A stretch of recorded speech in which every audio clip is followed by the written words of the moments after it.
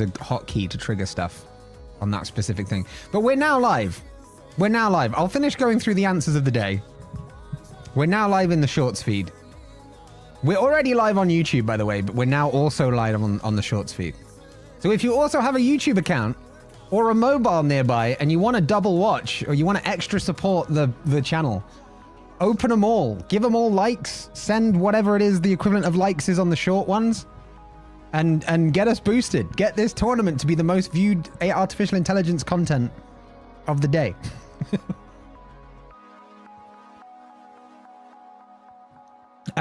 So that was awesome from Muzz. And then the final one, Rom says probably breaking the bot with some bullshit. I mean, yeah, that might also happen. That might also happen.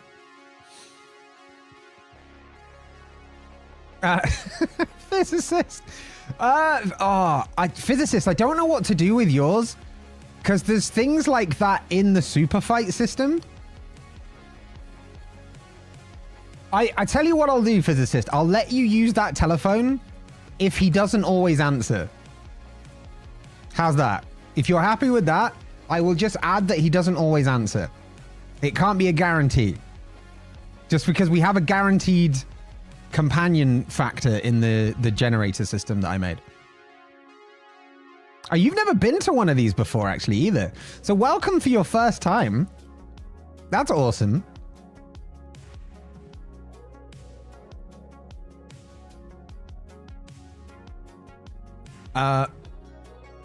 Can't find the Superfight suggestion thread. Can someone ping me in it? Yes. Oh, I think someone might have already done it. Oh, no, you found it. Nice. You got it. I just threw away 5K. It's not been great to me either. Nah, you're good. You're good. A lot more. There's almost four. Well, there's over 3 times as many points have been gambled with the belief that ChatGPT will fall over compared to those that believe it'll be fine.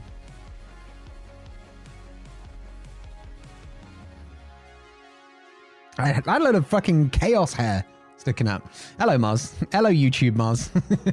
Hey, thanks for the like, Mars. I appreciate it. Mars has doubled up.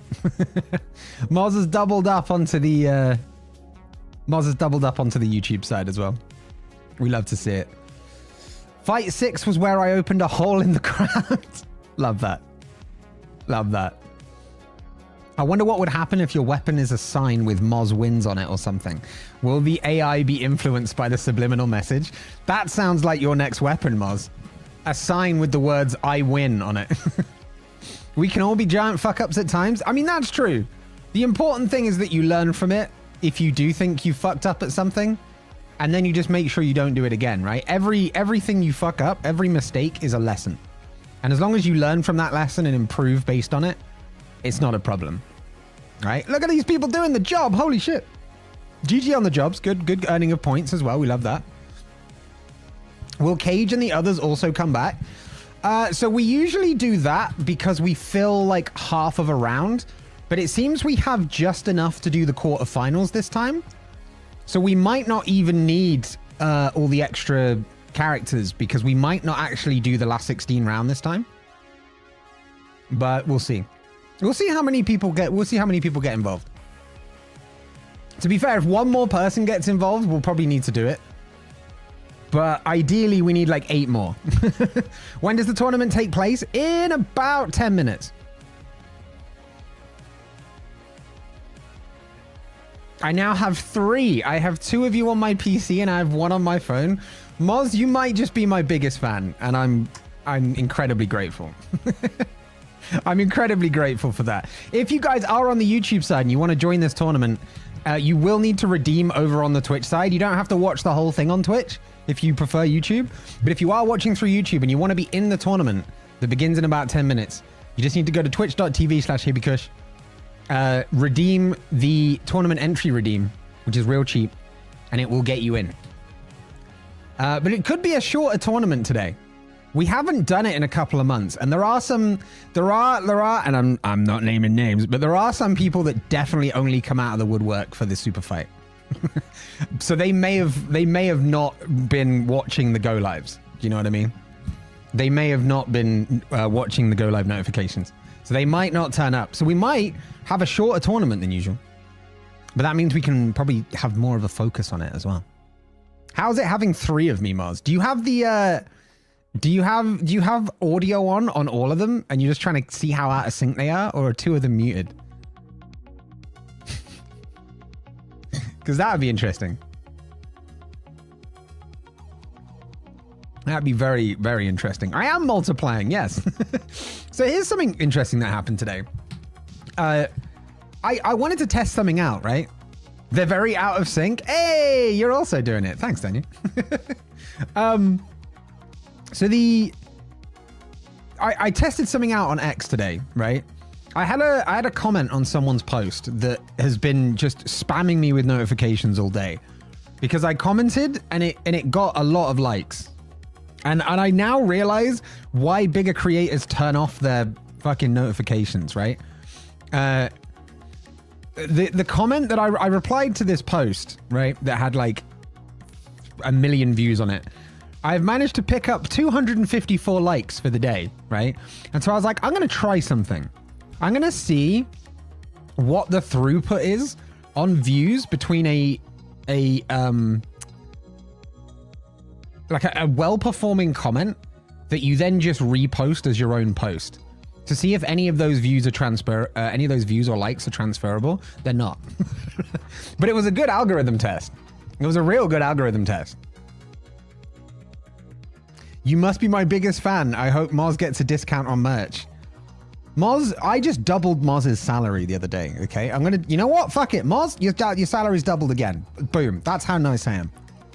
That's how nice I am. All right, so no discount on merch.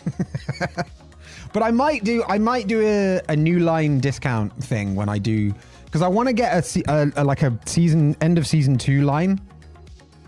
Like an end of season 2 line of merch from all the memes of season 2 and stuff, or at least a load of them. But I could do a discount code for it, maybe.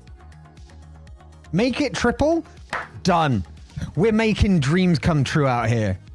We're making dreams come true. We're saving lives. 10 times the salary. Physicist, you're pushing it. You're done. Done. Moz has just had their salary 10x'd. And for those of you on YouTube that don't know who Moz is one of my mods. But there you go. 666 to the power of the salary. No. I see what you did there, but no. Because then 666 to the... Wait, no. Something to the power of 0 is still 0, right? To the power of 0. No, it becomes 1. Yeah, so no. No. We're not doing that. I'm doing a bit here, Rom. You can't start... No. 666 to the power of the salary? No. Because it's 1. Hello, horizontal YouTube viewers. And to be clear, Moz means people watching in horizontal, not just people lying down to watch. You can be a vertical YouTube viewer viewing in horizontal format. That's also fine, right? That's also fine. Tournament will begin in 5. I think we're just going to do a smaller tournament this time around. I think we'll just do the quarterfinals. We have 8 entrants so far. And we've got a good variety of weapons, and we started late. So it's probably a good thing that we don't have the whole last 16 round to do as well. Because that would probably take some time up, I imagine. Like, especially if the bot decides to die a little bit. But yeah, theory tested on X. That was fun. I identify as a diagonal Twitch viewer. Don't ask me how. You're leaning against a wall. That's what it is. Physicist. Infinite times the salary. Physicist with $10 to the mods. Thank you, Physicist. You're very, very generous. That gets split perfectly evenly between the 2 mods. So mods will get $5 of that. Imp will get $5 of that. Thank you for donating to the mods. I appreciate you. I fully condone it as well, by the way. I don't get any of that money. but I set it up for a reason because the mods deserve some support too. And I can't afford to pay my mods. I'm not that big yet. But if I could, I would. And that's why I'm asking you guys to do it for me, apparently. Don't forget to turn off the redeem. Yeah, when we start the tournament, I'll turn off the redeem. I don't see us getting like 6 more people in the next 5 minutes. So we'll probably end up just doing quarterfinals. Can we do a warm-up match between Cushbot and Nick Cage? Yeah, like a what does it WWE do now? They do like the pre-show, right? So it's like the pre-show, right? We'll do the pre-show, which is the show match between Cushbot and Nick Cage. What we could also do then is chat can vote on the traits. You guys can decide on the traits. We'll do that. That'll be a fun little match. If we start at quarters, can we do a fight for 3rd place? We'll see how time goes. I don't have anywhere on the bracket to do 3rd and 4th place, unfortunately. But maybe next time. I'll add a marker. But that could be cool. That could be cool to do. I like the idea. It would bug me if we had 3rd place and it wasn't written on the on the bracket, right? I keep wanting to redesign the bracket. With that in mind, by the way, let me show you what we're dealing with today.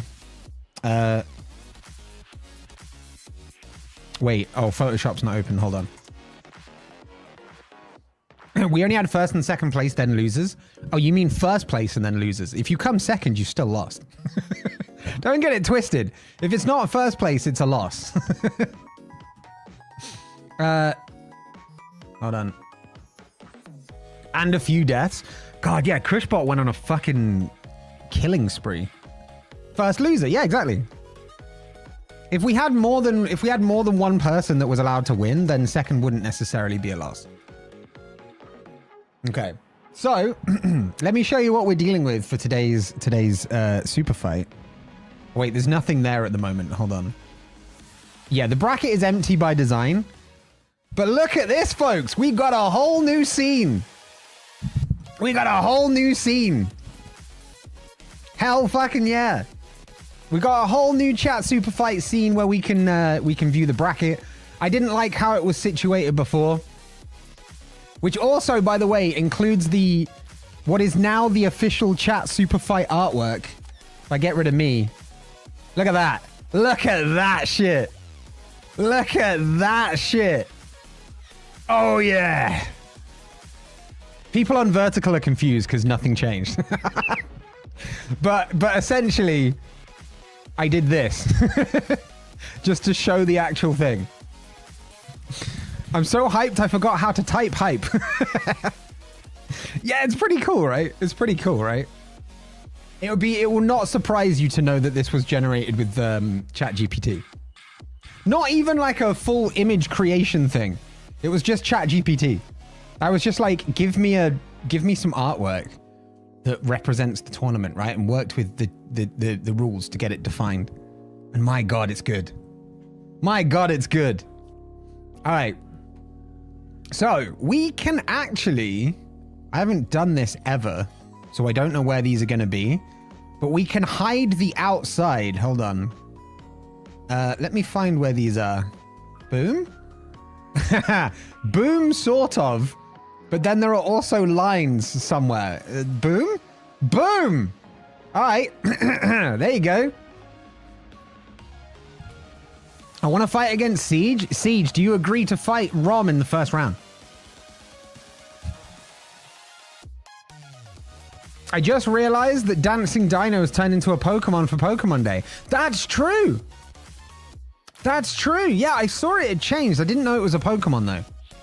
Pokemon is that franchise that's based on Palworld, right?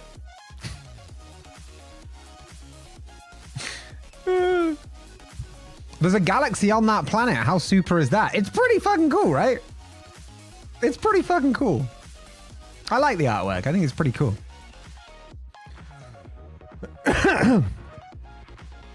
I'm curious to see how it will depict the legendary Moz keep slowing time fight just for the meme. I don't think it will be as like... I don't think it will be as repetitive as the other one was, which was hilarious, by the way. How do I zoom in on this? I forget how I zoom in. How the fuck do you zoom? Oh, there you go. Because we can now like make it a bit bigger, right? To just do like the 8 face off. I have a request. What's your request, Rumble? Can whatever my first match be first? After Cushbot and Nick Cage, of course, because I don't know how long I'm going to be able to stay awake. Now that you see the content creator in me says that I should do your fight last, so you watch more of the stream. But I'm nicer than that. So yes, you can go first. Quote 2, no worries, Muzz. Pretty sure it was Rom who killed me last time. Yes, I must have vengeance. All right, we've got a fight booked in. Is there any more beef that needs to be settled? Not last time, but the time before. Either way, Siege is look out for vengeance, apparently. Siege agreed. Siege did agree, Rom. Yes, I saw that. I saw that. You don't need to at me, by the way. It is a pet peeve of mine when people at me in the chat. And also, I'm liable half the time to miss it because my bot like does automated messages that like come up highlighted because it has the word Hibikush in it. So if you at me, there's a possibility I will miss your message under the assumption that it's a bot message. Just as a warning. Rumble and Danya are going to settle some beef as well. Let's go. All right, we got a couple of fights scheduled in then. We'll have Rumble Danya in there. Let's do it. All right, chat, let's get this underway. Let's start adding the people in, shall we? Let's start adding the people in. What have we got? Let me boot up the old Superfight generator. The system made personally by me. My only contribution down at the My only contribution down at the Herbert Cushington Scientific Institute for More Gooder Solutions. But we're doing it. We're doing it.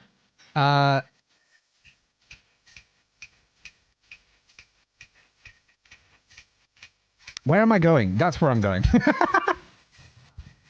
No beef, just a couple friends fighting, possibly to the death. Yeah, not beef at all.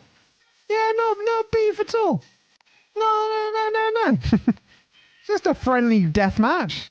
Just a friendly fight to the death. That's what all friends do, right? That's what all friends do. All right. We also need a dice, don't we? We also need a dice so we can roll where people are going to go. I just thought I could dock this in my OBS. I've never thought about doing that. It's actually a genius idea, Kush. You're a fucking genius. Some of the time. Some of the time. Where are we? Where the fuck is all my chat tabs going? There we go. All right. Roll a D... What do we need? A D8. For Rumble with the silly string flamethrower. Oh, wait, no, we don't need to roll for Rumble. Rumble wanted to go first because they're going to fall asleep. Charming. Charming. My content is that bad that Rumble's going to fall asleep. I'm fucking with you, Rumble. It's fine.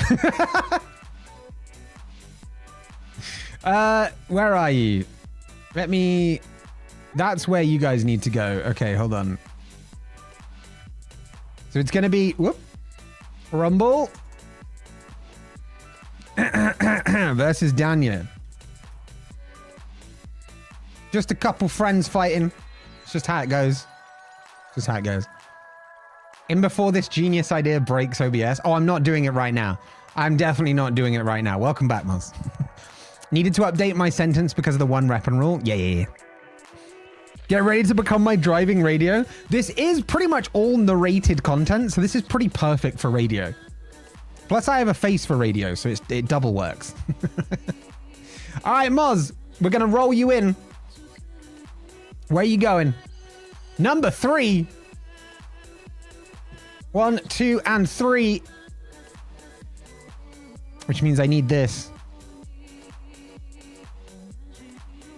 Moz is going in here. Moz is in. Who's next? Hathreen, and we've got 5 spots left. So I need a D5.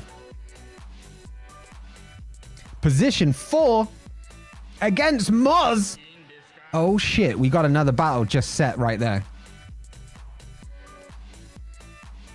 Hathreem, first of all, that's wrong. That's wrong. I need to make you smaller though. There you go. So I can see you fit. Wait, what the fuck happened there? Oh my god. Wait, can you go 40? Yeah, there you go. Hey, there you go. Don't be mean about your appearance. You look fine. Your royal blobness. Fuck you. Boyd, where you going? We got a 4-sided dice that we need to roll. Wait. Go. 3. All right, Boyd. Do. Boyd's in. Who's next? Siege. Oh, Siege and Rom are fighting, so Siege and Rom are going to have to go top right. Whoop. All right. And then we've got Boyd. Wait, who's left? Physicist. Sorry, Physicist. I'm not trying to be mean. Fizz is fine. You know what? No. Fizz is not fine. We're going to properly call you Physicist. It's your first tournament. We're going to do it right. All right. There you go. Stay hydrated. You know the whole blob king thing isn't about fitness, it's about resolution. Wait, what? Wait, what? What?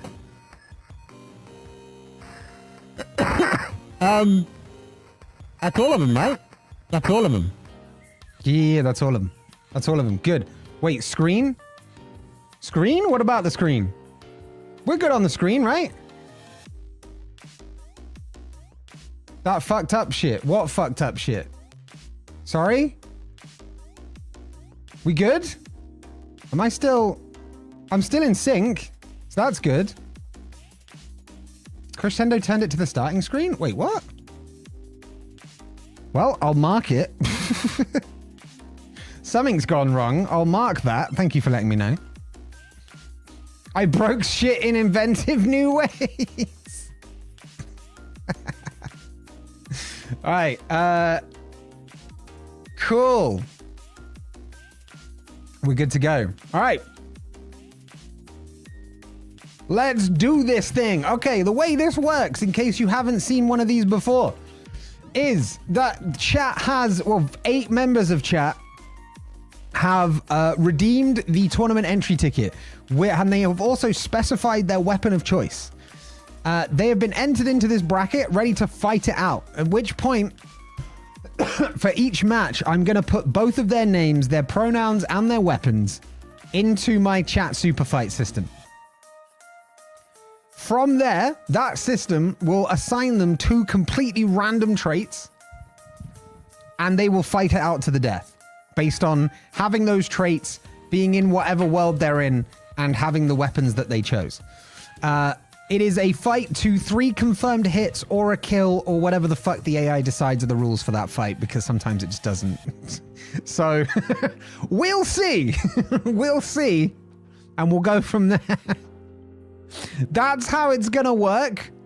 We have Rumble versus Danya. We have Moz versus Hathreen. We have Siege versus Rom. And we have Boyd versus Physicist. That is the main event, but we are also going to have the pre-show, which will be Crushbot and Nicolas Cage. Which quote was it again? Quote 3? It's all broken. Apparently so, yeah. First we have the show round. Yes. Yes. Crushbot versus Nicolas Cage, it shall be. It's going to be an interesting one. We're going to fight it out to see who wins the tournament, but we're first going to just... The show round, it's for the pre-show. right? So we're going to go over to... Does this work? This works, but I need to enlarge myself. Hold on.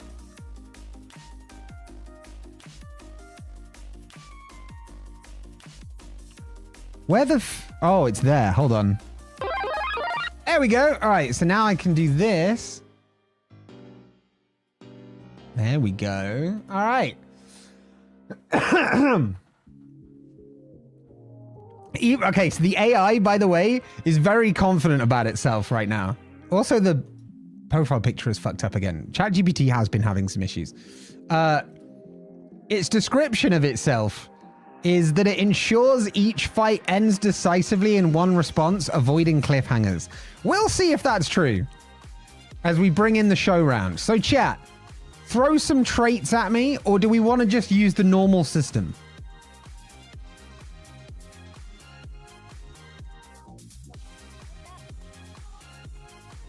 Because you guys can decide the traits, or we can put it to the normal chat Superfight system.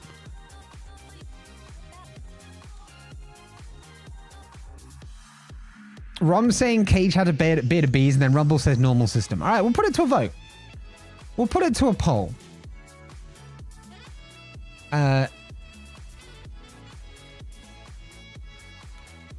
decide traities? Normal system. Chat decides. Give it to me, chat. Give it to me. 1 in chat if you want to use the normal system. 2 in chat if chat's going to vote and decide on what the traits are.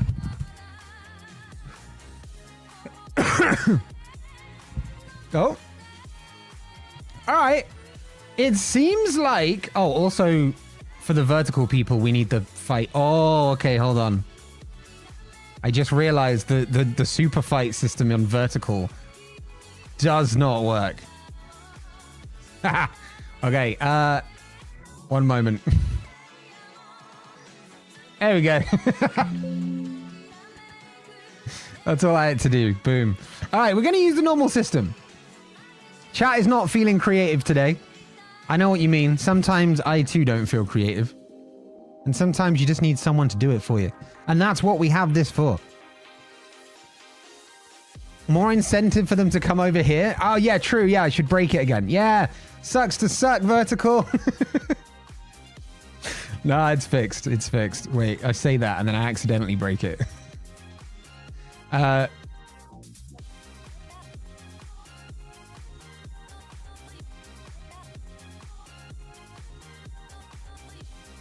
that should do. I think. That'll definitely do. Oh my god, no it won't. Fuck. Fuck! Alright, there we go. Now that... Oh my god. OBS does not show me exactly where things are going. And so I'll be like, oh, that's fine. And then I'll look up after it's done and it'll have all fucked off in some way. Yeah, you know what? That'll do. It's looking good. Alright. So, Cushbot versus Nicolas Cage. Cushbot versus Nicolas Cage. Let's put it in. Cushbot has... Ban. His mighty hammer. And Nicolas Cage, of course. Oh, wait, are we keeping the massive talent as a weapon? Or are we changing the massive talent? Because I kind of liked what it did with massive talent before. What do you think, chat? I'm out of coffee. I'm sad. An epic stare? Keep his talent? Keep talent? Right, most people want the talent kept. A 1969 Dodge Charger RT. I must admit, I don't get the reference. I haven't finished Massive Talent, though. So maybe that's why, if that's where it's from. Is that the car that he's in with Pedro Pascal, where they do the thing where he's like... And then Pedro Pascal's like... Is that the thing? It's the car he drives in Drive Angry. I mean, don't drive angry, first of all. He plays Milton. You can't be a lead character with the name Milton. I'm sorry to anyone watching called Milton, but you're not a main character, I'm sorry to say. You can be a lovable character, but you're not a main character. There ain't no way. All right, the most votes is for his massive talent. So massive talent is his weapon. I'm just going to tell the system it's a last 16 because I haven't got the option to choose pre-show. All right.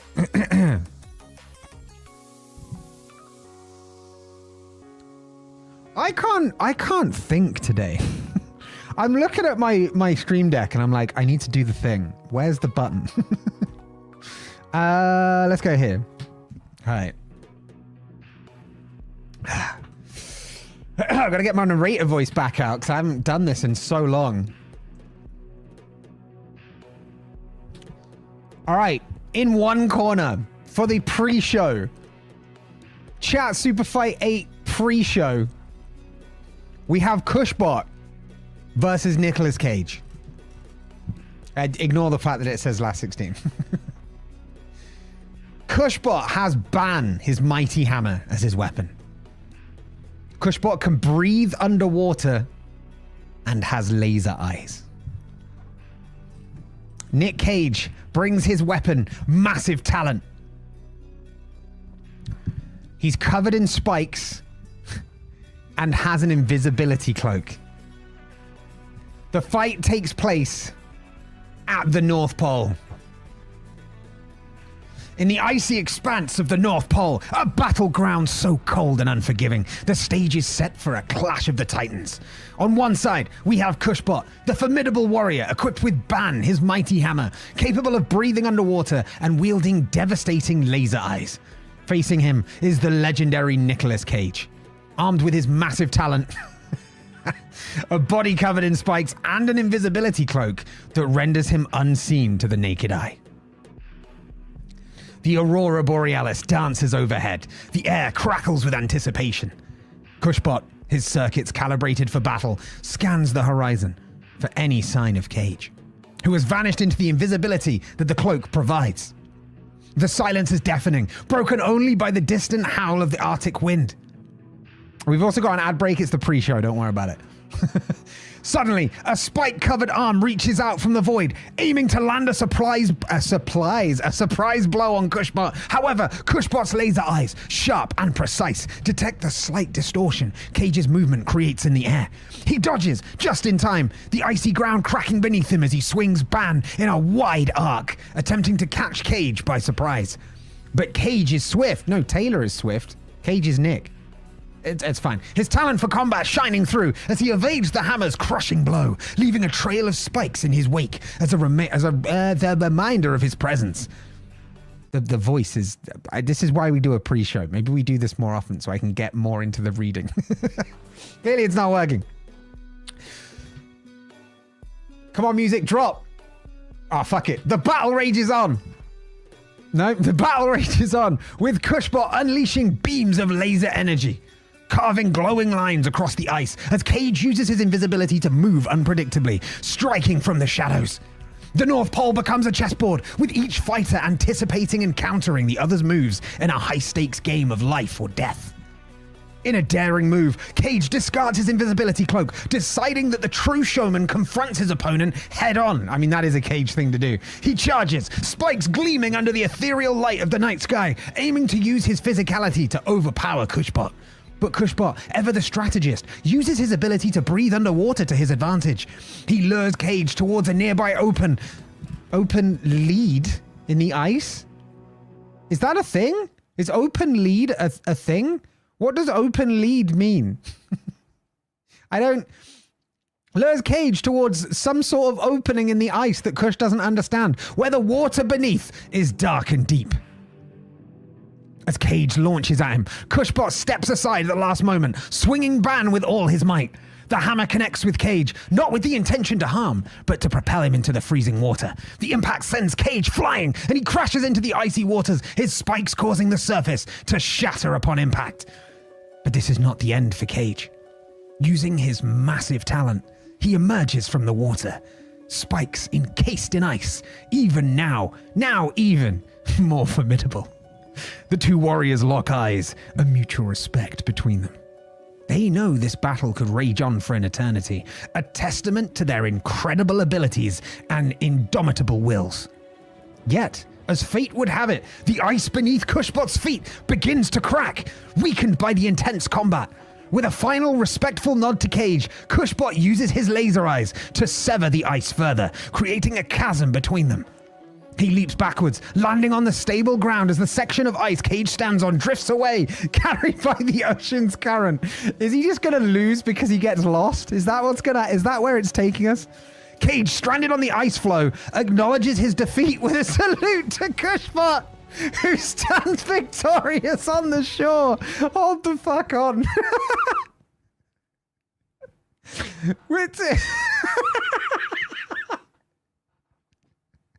Hold on. What I mean, right, if this were in the actual tournament, we wouldn't allow it to happen, right? Hold on. There you go. That's fixed whatever bug that is. If that were in the real tournament, I wouldn't allow that because what would I? I don't know. He just surrendered. You can surrender. Surrendering is a strat. It's just not a very good strat. So, I mean,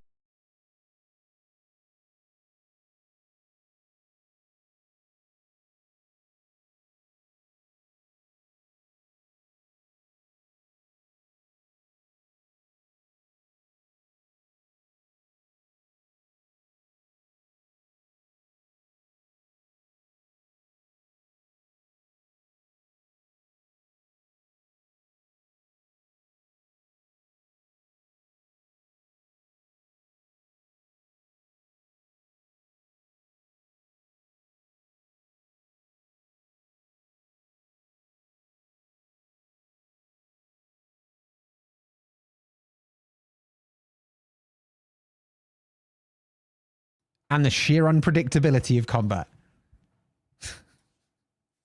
Is that like the sheer weight of massive talent or something? I feel there's a reference there. Cushbot advances to the next round. Well, he doesn't. It was a show match. His victory earns her ingenuity and a profound understanding of his opponent's strengths and weaknesses. The Aurora Borealis shines brighter as if in applause for the epic showdown that unfolded beneath its celestial glow. Nick is getting done dirtier than Siege. Yeah, because Siege has actually won a fight at least before. Whereas Nick Cage has just got eliminated every single time. So there's that. All right, chat. It's time. It's time. It's time to go into the actual bracket, which will begin. Nick just drifting into the distance. Rumor has it that on nights you can just hear Nick Cage in the distance. Just being like, I want to take his face off. You can just hear it on a cold winter's night. It's just Nick Cage floating around. Nick Cage is the cause of global warming because he's pushing the ice deeper into the water. We might need to change up his massive talent. Yeah. I've also got something in my eye that doesn't go away, and it's becoming very annoying. Today is not my day. Wow. All right. I'm just going to have to squint. Arr! Arr, it's Pirate Kush for this one. Welcome back to the Superfight. Welcome in, Sheik. Is it your eye? That is there, thankfully. But there's something like really blurry in my eye. Making it kind of not difficult to see out of, but it's very distracting. Is it the twinkle? No, I lost that long ago. Welcome in though, Sheik. How you doing? Go wash it out. Oh, it's only like in front of my eye. It's not actually in it. So it's not itching. It's just like in the way at times. We'll be fine. We'll be fine. How you doing though, Sheik? Wait, if we had a 9th... Hold on.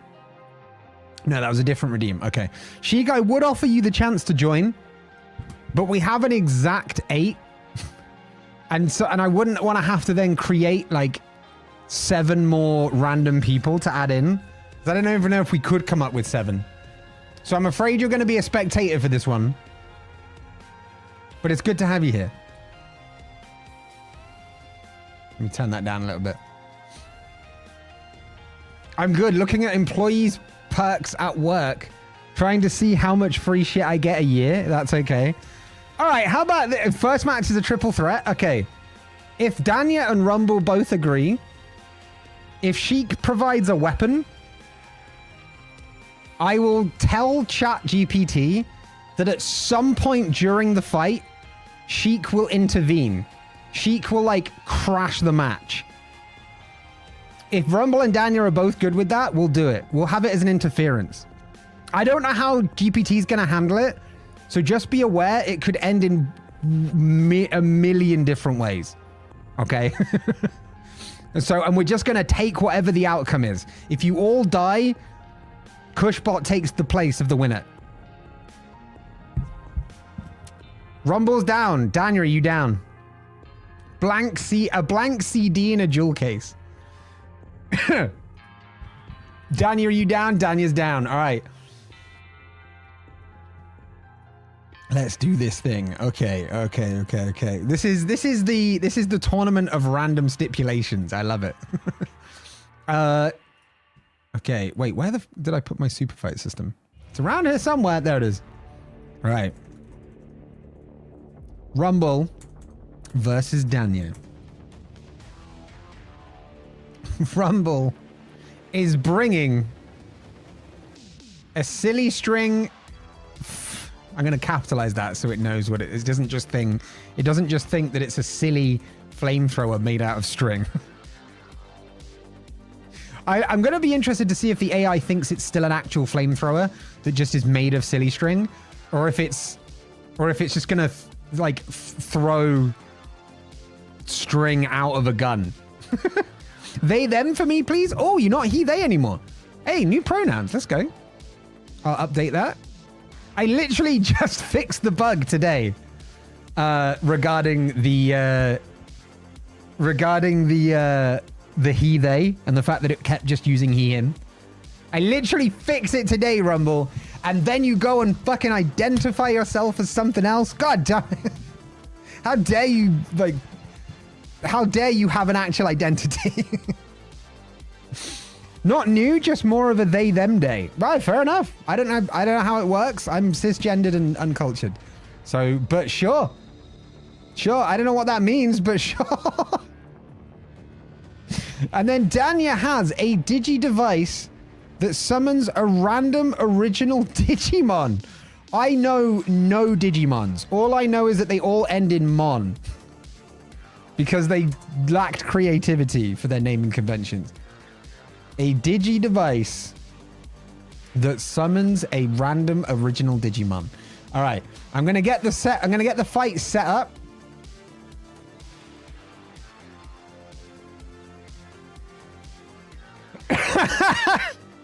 All right, it's got one of the new traits as well, which I really love. On this occasion, at some point, there will be a third competitor who interferes. That competitor is Sheik. He, him. His weapon is a blank CD in a jewel case. His traits are... And then we're going to find out what the traits are. Also, I'll narrate the next fight in Irish Kush, since we've had that redeem. All right, Sheik.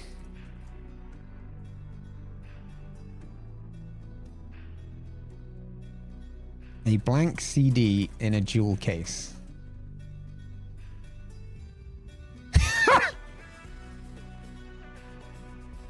Okay. I don't know how this is going to go. I've never tried to specify a third party in a fight before in this system. So we're going to find out how it goes. But here's the situation.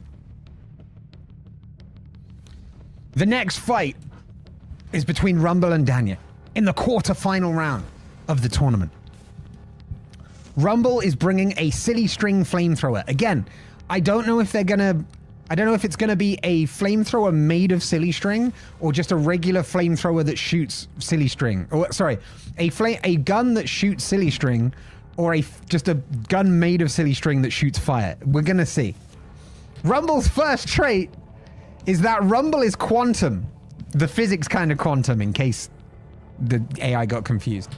So I'm going to be really interested to see how it handles that. And then trait number 2, Rumble can change between their normal form and a nudist at will. Basically, Rumble can take their clothes off and put them back on at any time. This is groundbreaking knowledge right here. A gun that shoots burning silly string. Could be that.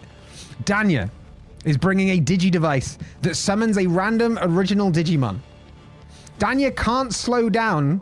Oh, sorry. Danya slows down time when their eyes are closed, but they can't see. That is a hell of a combination.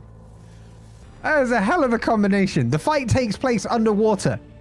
On this occasion, at some point, there will be a third competitor who interferes. That competitor is Sheik. His weapon is a blank CD in a jewel case. His traits are: Sheik can summon enough strength to lift Thor's hammer, and Sheik is drunk. I know! I wish I had that ability too, Moz. Apparently when it's a they-them kind of day, it's also a mayhem kind of day. Sheik is drunk, yes. This will probably explain the interference. Maybe he's going to just drunkenly rage at you guys is why. Does it want me to get in trouble at work? Listen, you got drunk, okay? You did that. It's not the GPT's fault. It's just identifying that you're drunk. That's all it is. That's all it is. Beneath the waves, in the vast and mysterious, because this is underwater, by the way, in the vast and mysterious underwater arena, the quarterfinal round of the tournament unfolds in a spectacle unlike any other. Rumble, the quantum combatant with ability to wield a silly string flamethrower and transform at will into a nudist, faces off against Danya, the blind master of time, with a digi device capable of summoning an original Digimon ally. As the fight commences, the water around them teems with anticipation. Rumble, ever unpredictable in their quantum state, flickers between forms. Oh shit! It's combining the traits. It's combining the traits, creating a bewildering sight that challenges even Danya's heightened senses. I imagine it sounds like this. Danya, eyes closed to slow down time, relies on her other senses to navigate the underwater battlefield. Her digi device at the ready to call forth a powerful Digimon companion. The first clash is a dance of shadow and light. Rumble's silly string flamethrower sending streams of vibrant color through the water. Illuminated trails that seek Danya in the dimness. Danya, moving gracefully through slowed time, evades the attacks with almost preternatural grace. Her digi-device activating to summon a Digimon ally. The creature that appears is formidable, a behemoth of digital power that roars into existence, ready to defend its summoner. By the way, I'm not going to be able to tell if it, tell it to use an actual Digimon, because I don't know any actual Digimon, so I won't be able to verify it. Just as the battle seems to favor Danya, with her Digimon ally turning the tide, an unexpected third competitor crashes the scene. Crashes through the scene. Inebriated and wielding nothing but a blank CD in a jewel case, Sheik stumbles into the underwater arena. His trait of summoning enough strength to lift Thor's hammer, even in his drunken state, introduces a chaotic element to the already tumultuous fight. Sheik, with a drunken grin, attempts to engage with both Rumble and Danya, swinging his jewel case as if it were a weapon of great power. Rumble, seizing the opportunities, transitions into their nudist form, becoming virtually invisible in the water, their presence marked only by the occasional burst of silly string fire. Fire that now targets both Danya's Digimon and the bumbling Sheik. Danya, sensing the shift in dynamics, closes her eyes tighter, further slowing time in an attempt to manage both her original opponent and this unexpected interloper. Her Digimon, loyal and fierce, battles against the currents and confusion, attempting to protect its master from both Rumble's attacks and Sheik's erratic interventions. In a moment of sheer unpredictability, Sheik, harnessing his drunken strength, manages to lift an underwater rock resembling Thor's hammer and hurls it in the direction of what he believes to be his opponents. The rock, propelled by his unnatural strength, becomes a projectile of unforeseen consequence. Rumble, in a display of quantum ingenuity, phases just as the rock passes through where they were, causing it to instead strike the control device of Danya's Digimon. The device, damaged, fizzles and sparks, unable to maintain the summoning. As the Digimon fades back into the digital realm, Danya is left vulnerable. Seeing her moment... Wait. Hold on. Seeing her moment, Rumble, now back in their digital form, unleashes a final flamboyant attack with their silly string flamethrower. What? I mean... I assume you mean Danya's moment or something? I don't know. Either way, it's happening. Back in their original form, unleashes a final flamboyant attack with their silly string flamethrower. The strings entangling Danya and Sheik alike mark the culmination of this bizarre and unpredictable battle. Sheik, stumbling and caught in the colorful web, collapses, his drunken strength failing him at last. Danya, that worked so well. Danya, though formidable, finds herself unable to combat the quantum peculiarities of Rumble's abilities, especially with her Digimon ally gone and Sheik's unintended interference. As the water stills and the silly string settles, Rumble emerges as the victor. How, though? Somehow, Rumble emerges as the victor.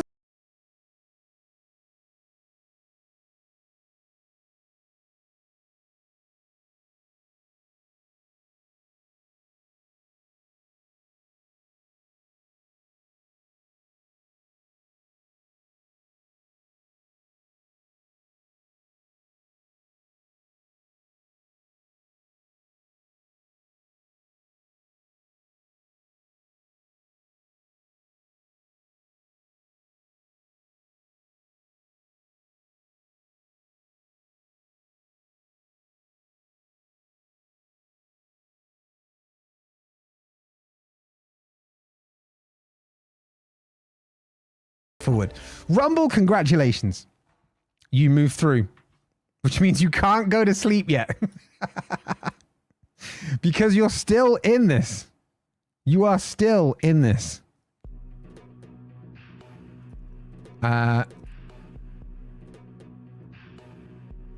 You're into the semis.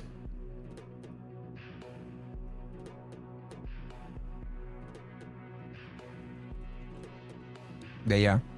Oh shit, Irish Kush. I forgot to do Irish Kush. All right, I'll do Irish Kush on the next one. I also need to get a glass of water though, because I was struggling for voice during that. So I'm going to need to get my bottle of water. Did ads run already? Because if not, while I'm not here is a perfect time to run them. Oh yeah, like 15 minutes ago. All right, fuck it. Wait. Hold on. I just got a notification from Twitch saying Twitch and Pokemon go together like Ash and Pikachu. Come to celebrate Pokemon Day with your community by streaming Pokemon content and tagging your stream Pokemon Day. I really want to just like do more of the Palworld Nuzlocke and tag it Pokemon Day just to aggravate the naysayers. I am such a shit. Right. Chat, I'll be right back with a bottle of water. Yeah, with a bottle of water. I'll be right back, and then we're going to continue this mighty tournament with the second of the Western Conference quarterfinals, and it will be Moz versus Hathreen.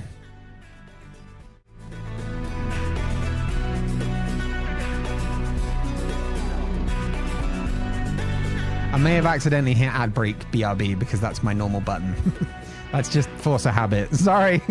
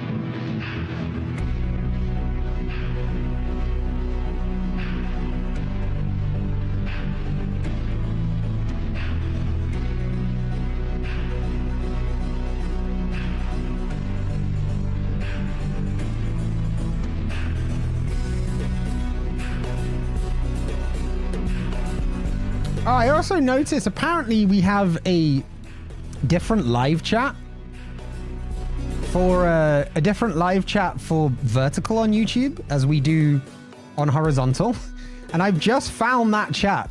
So vertical viewers, sorry, Shadow, if you're still there, I'm sorry for missing your message earlier. While we're on the BRB, I'll let you know. Favorite game changes, right? Mood to mood, but some of my favorites, because. Excuse me. Some of my favorites, depending on my mood, are Apex Legends, Baldur's Gate 3, Battle Brothers, Big Ambitions, City Skylines, Enshrouded, Power World, ETS, F1 Manager, what else? Play Up's really good. Civ 6 is amazing. Risk of Rain is also great. Outer Wilds from recently as well. So that's a selection. It's wild, but like Phoenix Point is probably always up there, right? It's like, yeah, absolutely, it's always up there. But that's that.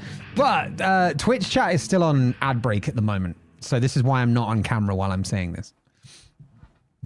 5 pp short. Wait, what do you mean, physicist? What do you mean? What do you mean, physicist? What do you mean 5 pp short? What do you mean? What do you mean?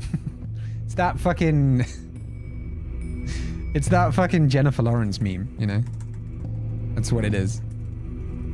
I now have to add another dock to my freaking OBS because of the vertical.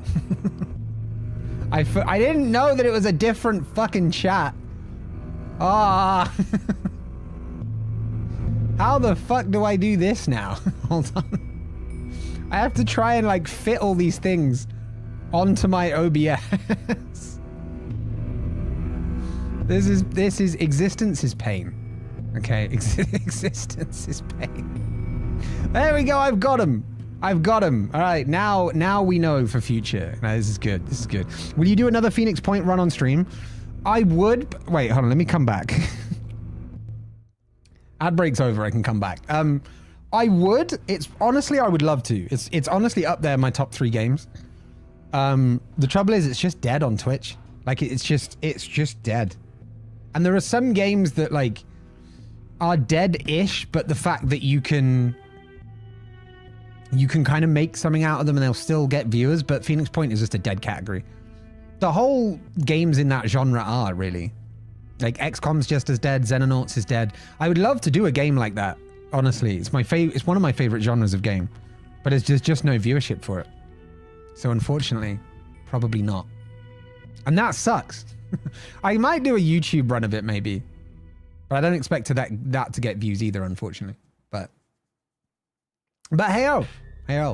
All right, I now have all chats in my fucking thing. I swear to God. I don't know where I'm going to fit all these fucking windows in my OBS, right? Here's what I have in my OBS, right? I have my big vertical, big horizontal what the stream looks like. I have the vertical what the stream looks like. I have the buttons to start and stop the stream, which actually I never use because I have buttons on my deck that do it. I have my other output streams. I have quick actions from Twitch. I have my audio mixer. I have the channel point reward redemption queue. I have the activity feed, which is reward redemption queue and other things. I have the scenes, vertical scenes, sources, vertical sources, transitions, vertical scene transitions, then 3 separate chats now. The more chats, the more chaos. Yes, Moz, I see you. I see you there. I see you there. I wonder what makes the game's viewership so low. I mean, they're all quite old by this point, right? Like XCOM, I think, is currently selling for like £1 or £2 on Steam. And XCOM's like the mainstream one, right? Like Phoenix Point may be better, but XCOM's the more popular. So, like the fact that even that is dead on viewership just shows that there's like, it's just it ages, I guess. It's also like, it's more difficult to make good content out of because unless you really like that game, you won't know what the fuck's going on half the time, right? You won't know what is really happening. And it's a slow game, right? It's the same as Civ. Civ is a slow game. So you have to... There's a lot more that the streamer has to do. I'm not going to go into details, but essentially it's more work on the streamer side. And so maybe that's why it's not as popular. Like, but also then there's no viewership for it because no one also streams it. But even back when I was streaming it, which was maybe like 6 months after it came out, it wasn't that popular. At that point, I think XCOM had just had War of the Chosen. And so that kind of picked up again, but I don't know. But like XCOM's got 2K as a publisher behind it, right? So that one has always been more popular because it's marketed more, right? And it's the longer established franchise. But even that is struggling at the moment. Well, last time I checked. So yeah, probably not going to end up streaming a game like that again in the future anytime soon, which is really sad, honestly. But it is what it is, chat. And now, what it is round 2 of the quarterfinals. And this one is between Moz and Hathreen. Maybe it's just those kind of strategy games, or are there other games in that genre that have a lot of viewers? I don't see any other games in that genre that have viewers. I also don't know many of that game genres outside of Phoenix Point, Xenonauts, XCOM. What else? Disco Elysium, I think, is another one. I do want to check out Disco Elysium, though. But for now, less talk of the games and more talk of the fights. Because it's time. Moz is bringing with them the squeaky hammer. How did I miss this at the beginning? How did I not read this? The squeaky hammer. A giant foam hammer with a built-in squeaker that emits an obnoxious noise with each swing. While it may not cause much damage, the annoyance factor is off the charts. Jen, welcome on in. Yes, Jen, you did miss the beginning bit where we take the entries, but don't worry, you're here for the tournament. The tournament is still ongoing. Don't you worry. Don't you worry. Against Hathreen. Hathreen is bringing the death sword. It just screams death. Death! And is slightly sharper than your average sword. Ooh. Ooh, we got a couple of good weapons here. This is going to be a quarterfinal, folks. This is going to be a quarterfinal for the books. Get your exclamation mark jobs in the chat. Get your points. And let's set this bitch off. The next fight is between Moz and Hathreen. The fight is in the quarterfinal round of the tournament. Moz brings the squeaky hammer. A giant foam hammer with built-in squeaker. Oh wait, Irish Kush. Moz brings the squeaky hammer. A giant foam hammer with a built-in squeaker that emits an obnoxious noise with each swing. While it may not cause much damage, The annoyance factor is off the charts. Moz can breathe fire and is suddenly a genius, but only for the duration of this fight. Hathreen brings a death sword. It just screams death. It just screams death and is slightly sharper than your average sword. Hathreen is drunk, but can control electricity. The fight takes place in a server farm among the servers. All right, that's going to play well into Hathreen controlling electricity. We could do things with this. In the humming, neon-lit labyrinth of a server farm, where rows upon rows of servers blink with the pulse of unseen data. The quarter-final round of the tournament unfolds.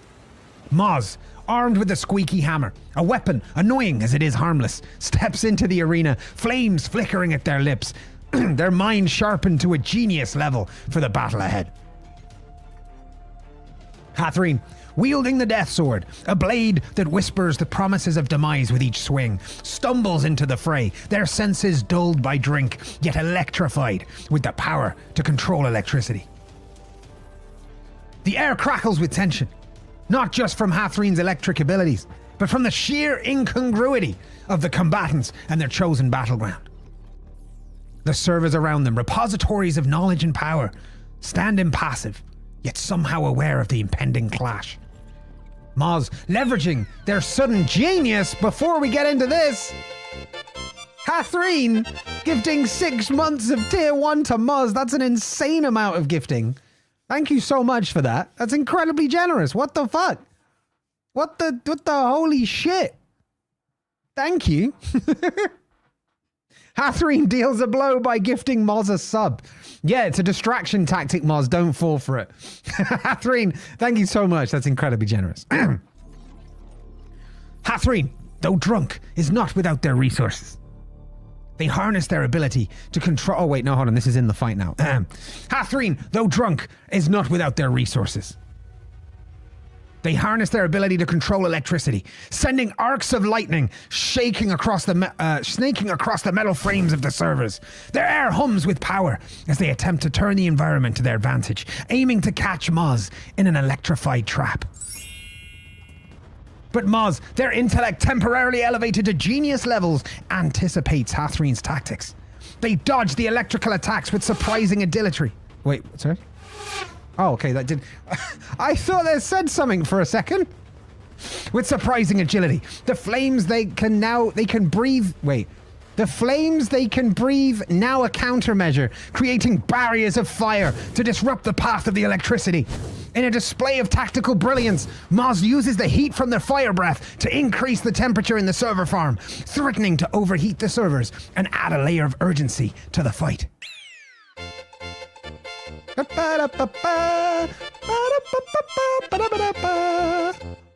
I've just realized that apparently the alerts are not on the vertical side of this scene. But Olive Legend, thank you so much for the resub. Coming back with 4 months. I appreciate you. I appreciate you. Why is that? Oh, customized. Nice. Wait, I didn't see the customization. Shit. Thank you so much for the resub, Olive. Welcome in. As Hathreen becomes more erratic, their swings with the death sword grow wilder. The whispering blade. Oh shit, wait, hold up. We're pausing the fight. We got a hype train. Hype, vibe.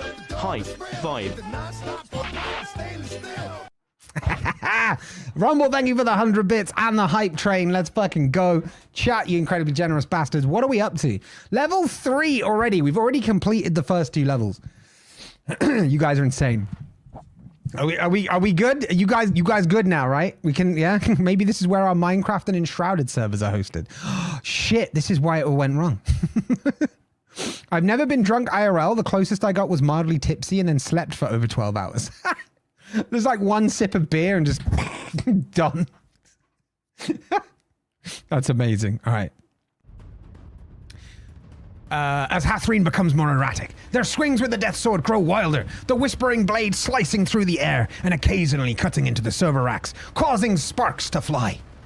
The sword's slight sharpness advantage over a normal blade allows it to pierce the server casings. Wait, not that one. Threatening the integrity of the digital battleground itself. In a pivotal moment, Moz devises a plan to end the fight. Recognizing the danger in Hathreen's electricity poses to the servers, they feign a direct attack, drawing Hathreen into a dense cluster of server racks. As Hathreen unleashes a powerful electrical surge, Moz swiftly... I don't have an electricity button, so I'm just doing sparkles, okay? Just imagine it's electricity, okay? As Hathreen unleashes a powerful electrical surge, Moz swiftly retreats, using their fire breath to ignite a circle of fire around Hathreen, trapping them momentarily in a ring of heat. I've also lost the Irish. Whoops. Seizing the moment of confusion, Moz leaps forward, the squeaky hammer in hand, and manages to land a series of rapid, squeaking blows on Hathreen. I don't have a squeak. It's the best I can do, is what sounds like someone being punched in the gut.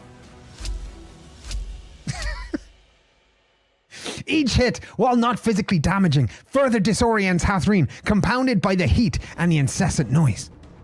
In a final desperate move, Hathreen attempts to channel all their remaining electrical energy into a massive burst, aiming to break free from the fiery enclosure.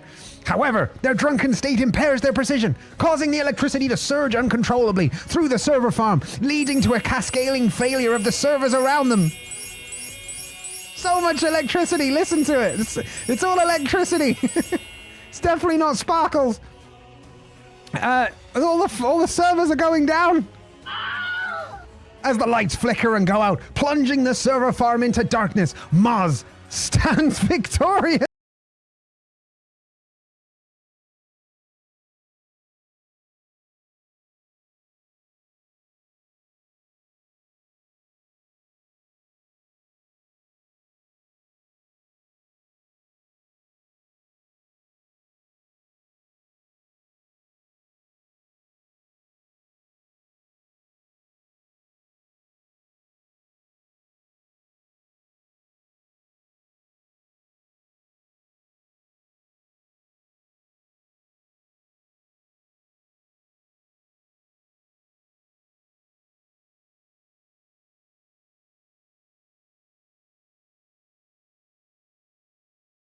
Could knock them out like cartoon chloroform just by putting an alcohol-based aftershave and giving Hathreen a hug.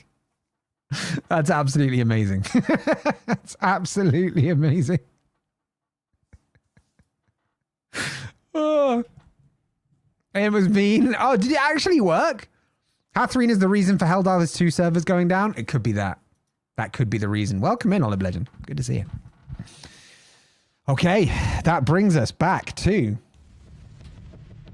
the bracket. Hathreen has gone through against Moz. When I can find the frickin' thing. Where is it? We no longer need these. We need these. Right. Wait, no, Moz goes through, right? Moz goes through. There you go. Moz goes through.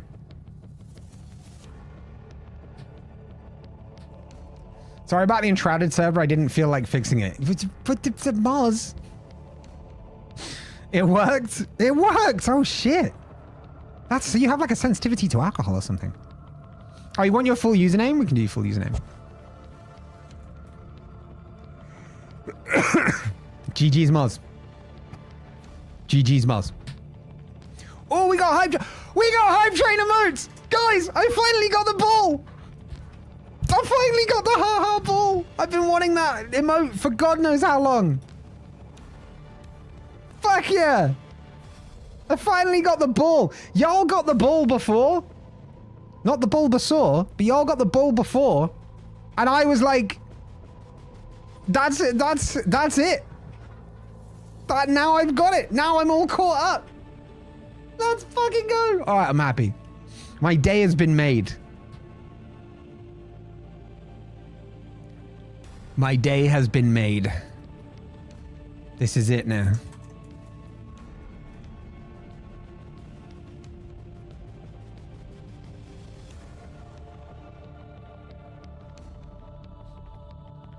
I need to get the weapons. Hold on.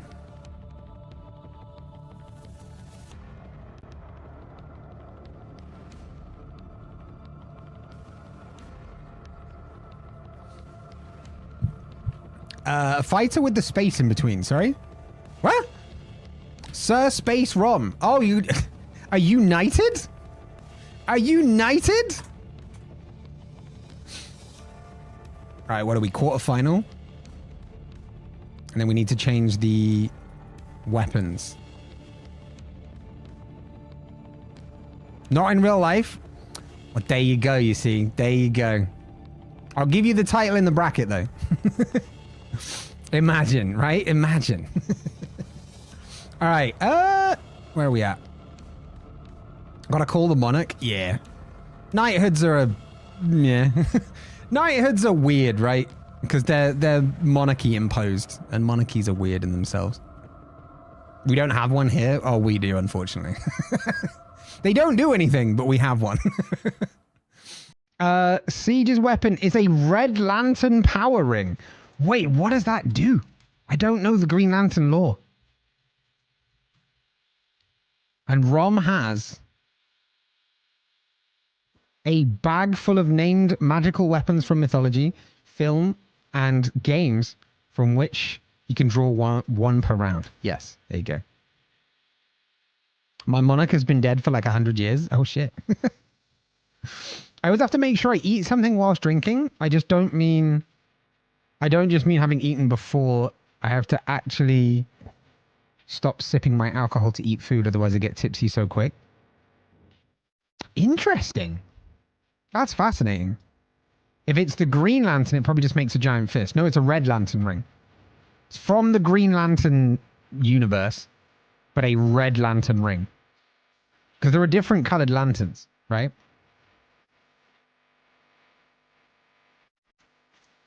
All right. We need a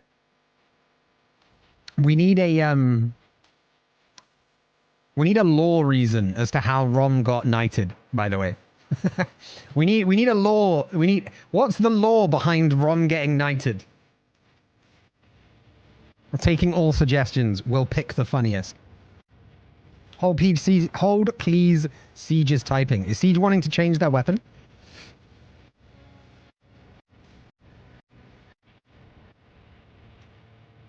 Siege, no, I know Siege is typing. I know Siege is typing. Ollie, oh, I'm gonna fuck your name up. I'm so sorry. Ollie Palmqvist? Hello. Wait, it's a YouTube vid playing in a loop? I'm not looping, I promise you. I'm not looping, I promise you. I'm not looping, I promise you. I'm not looping, I promise. Got knighted after losing epically last time. You are the knight. You're the knight of loss. Rom killed Siege, enemy of Rom's king, and so we're knighted. Now, but that makes too much sense. This is Chaos World, right? This is freaking Chaos World. Green is the base from a writing perspective. Hard light constructs. They all do that, but the green ones are better at it. Red does the constructs, and this unstable energy Hal named the Red Napalm of Rage. That the Red Lantern both spits and bleeds, but it also destroys or replaces the heart, so taking off the ring is fatal. Oh, shit. Kush got stuck again? Wait, what? What do you mean I got stuck again? Wait, what? What do you mean I got stuck again? Wait, what? What do you mean I got stuck again? Oh, in D&D when Siege is typing. Yeah. I get you now. All right. Let's do this thing. All right, this will be interesting. Okay. I'm still getting used to doing this with the new buttons. The next fight is between Siege and the new... Wait, no, it should be with an E, right? For the knighting, but oh well. Sir Rom, the fight is in the quarter-final round of the tournament. Siege has a Red Lantern power ring. Siege just smoked a huge joint and is now extremely happy. And Siege has extremely sticky skin. Rom has a bag full of magical weapons from mythology, film, and games from which he can draw one per round. Is that like a blowing smoke emote? That's amazing. Rom tends to fall over for like no reason and can breathe underwater. A red ring needs rage. A joint isn't helping at this point. True. Of all the times to smoke a joint, this is not it.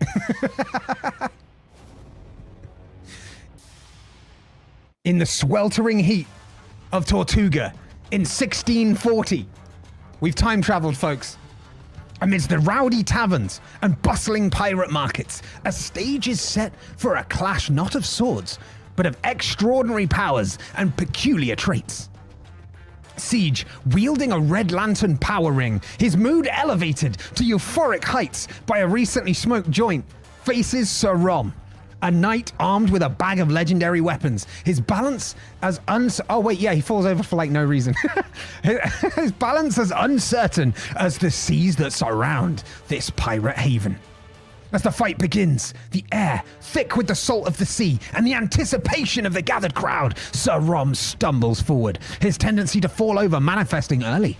However, this apparent misstep serves as a deceptive maneuver, allowing him to draw his first magical weapon from the bag, a sword that gleamed with an ethereal light, rumored to cut through the very fabric of reality. All right, this is the kind of shit I would call OP, but the ChatGPT came up with it. You didn't, so it's fair. It's all fair game.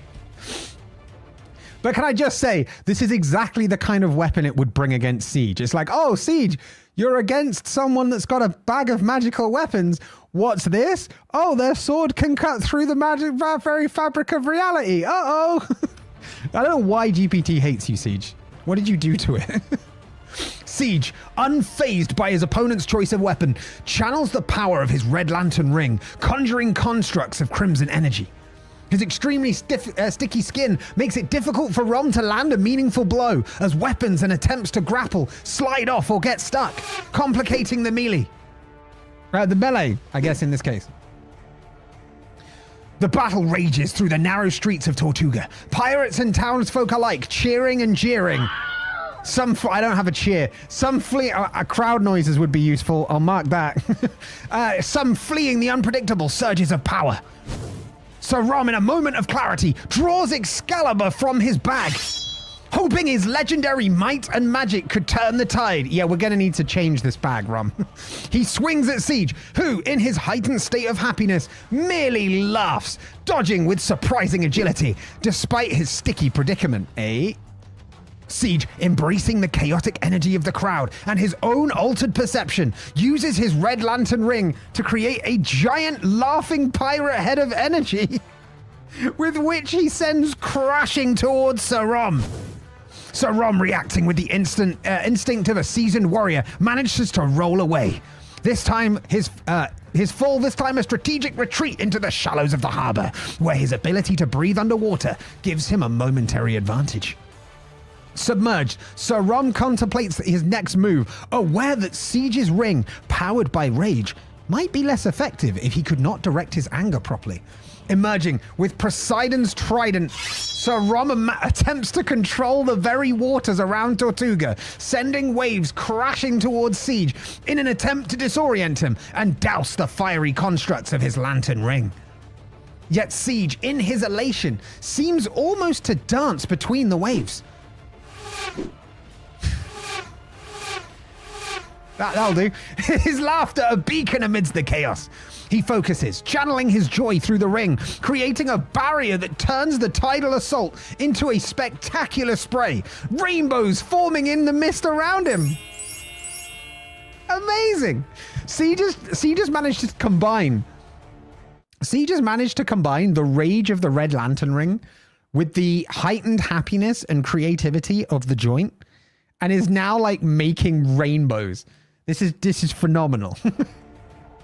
As the battle reaches its climax, Rom, realizing the physical approach has failed, draws from his bag one last resort.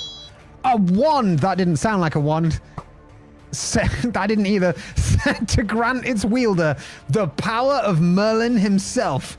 With a flick of the wand, Sir Rom unleashes a torrent of magical energy, not aimed directly at Siege, but at the ground beneath him, seeking to trap him in a cage of enchanted earth and stone. Siege, caught off guard by the sudden shift in tactics, finds himself encased up to the waist. Yet, with a stoned smile, and a heart full of joy, he focuses the entirety of his will through the Red Lantern ring. Not to break free, but to transform the battle itself, From the constraints, he conjures a spectacle of light and sound, a fireworks display of red energy that illuminates the night sky over Tortuga, captivating everyone that sees it. Not the whole crap again, I know. In that moment of distraction, Siege's laughter and the sheer spectacle of his creation, Rom loses his balance once more, tripping over his own feet and falling headlong into his own magical trap, which closes harmlessly around him. The fight concludes, not with a knockout blow, not with a bang, but with a whimper, but with an unexpected display of beauty and power that leaves the onlookers in awe. Siege, still trapped, but undeniably victorious, is celebrated by the pirates and town.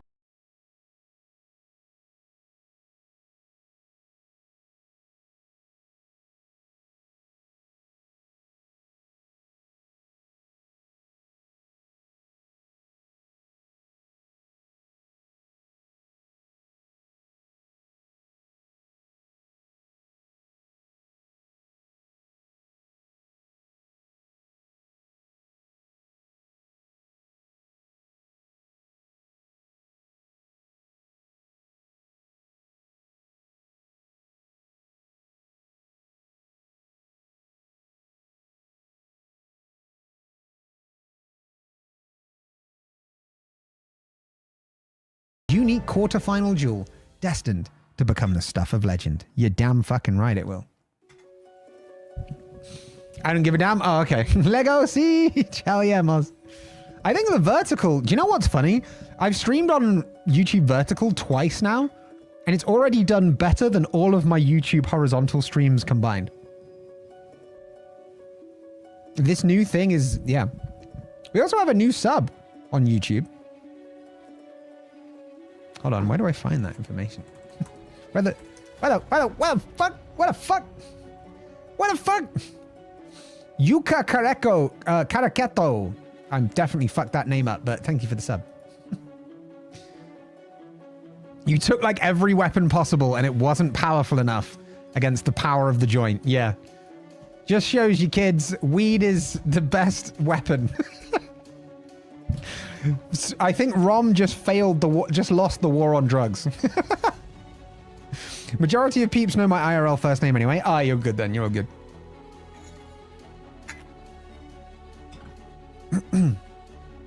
Okay. Where are we at? Bracket. Siege goes through to the semi-final. To face Rumble, who is not already asleep. Well done, Rumble. Staying awake. Need to find a better weapon. You just can't fight someone who has a joint and a ring that is powered by emotion. Like that makes the joint just like a supercharger. Right? Because if you think about it, when you're high, I assume everything is just better and your emotions are just heightened. So like it just overpowered Siege's ring, and that worked so well. But that is a generated trait, remember. So that might not happen next time. Just FYI. I really should be asleep? Nah. Nah, you should be here for the fight is what you should be. All right. Boyd and Physicist next up.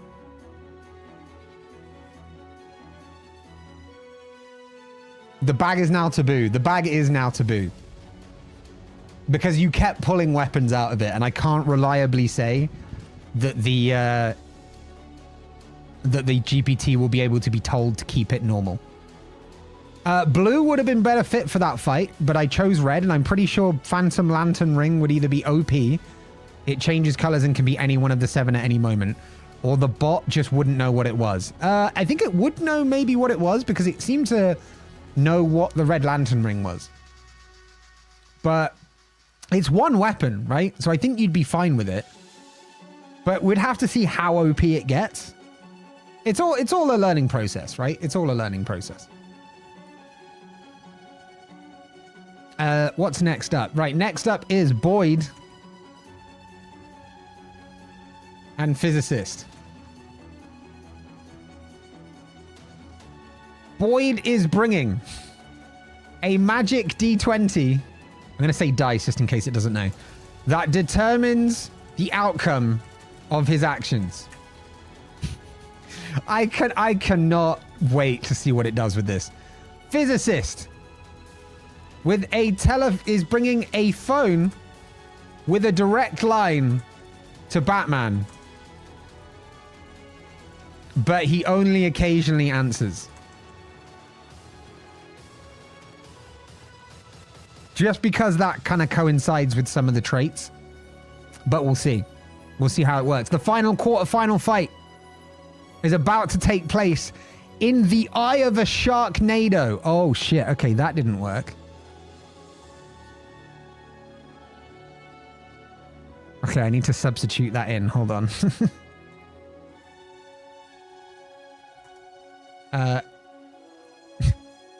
One of my new additions didn't work. The thing doesn't like it. So I need to manually replace it with what's needed. And then fix that at some point in time. All right. I think that's the only one that didn't work. Cool. I was poking a bit of fun at the Green Lantern ring because it's only limited by the user's imagination. And the majority of the time they summon a giant fist. Yeah, but Siege was high. Siege's imagination was running wild. Siege got incredibly creative. The power of cannabis, folks. The power of cannabis. Oh, wait, no, I can't. I don't know what the rules are on YouTube. If you're watching on YouTube, drugs are bad. Does that work? Is that a disclaimer? Does that cover my ass? I don't know. Mars, no worries. All right, folks. It's time. It's time to see what is going to happen in the final quarterfinal. Oh, shit. I haven't had a disclaimer yet. I knew there was something I forgot to do. Fuck. Quick, send me the link again. Wait. But also, it doesn't work for YouTube. It's only going to appear in Twitch chat. There you go. Disclaimer. Although, actually, hold on, I can do this. Here you go, YouTube. Disclaimer. Legal disclaimer. All content you witness and any views expressed by Kush on stream are purely for entertainment and may not reflect Kush's views in real life. That's right. Or the actual instructions of what you should do with your life. Thank you. He makes a good point. He makes a very good point. Don't do drugs, kids. Only cool adults can do drugs. Exactly. Exactly. All right, sweet. We got the disclaimer out the way.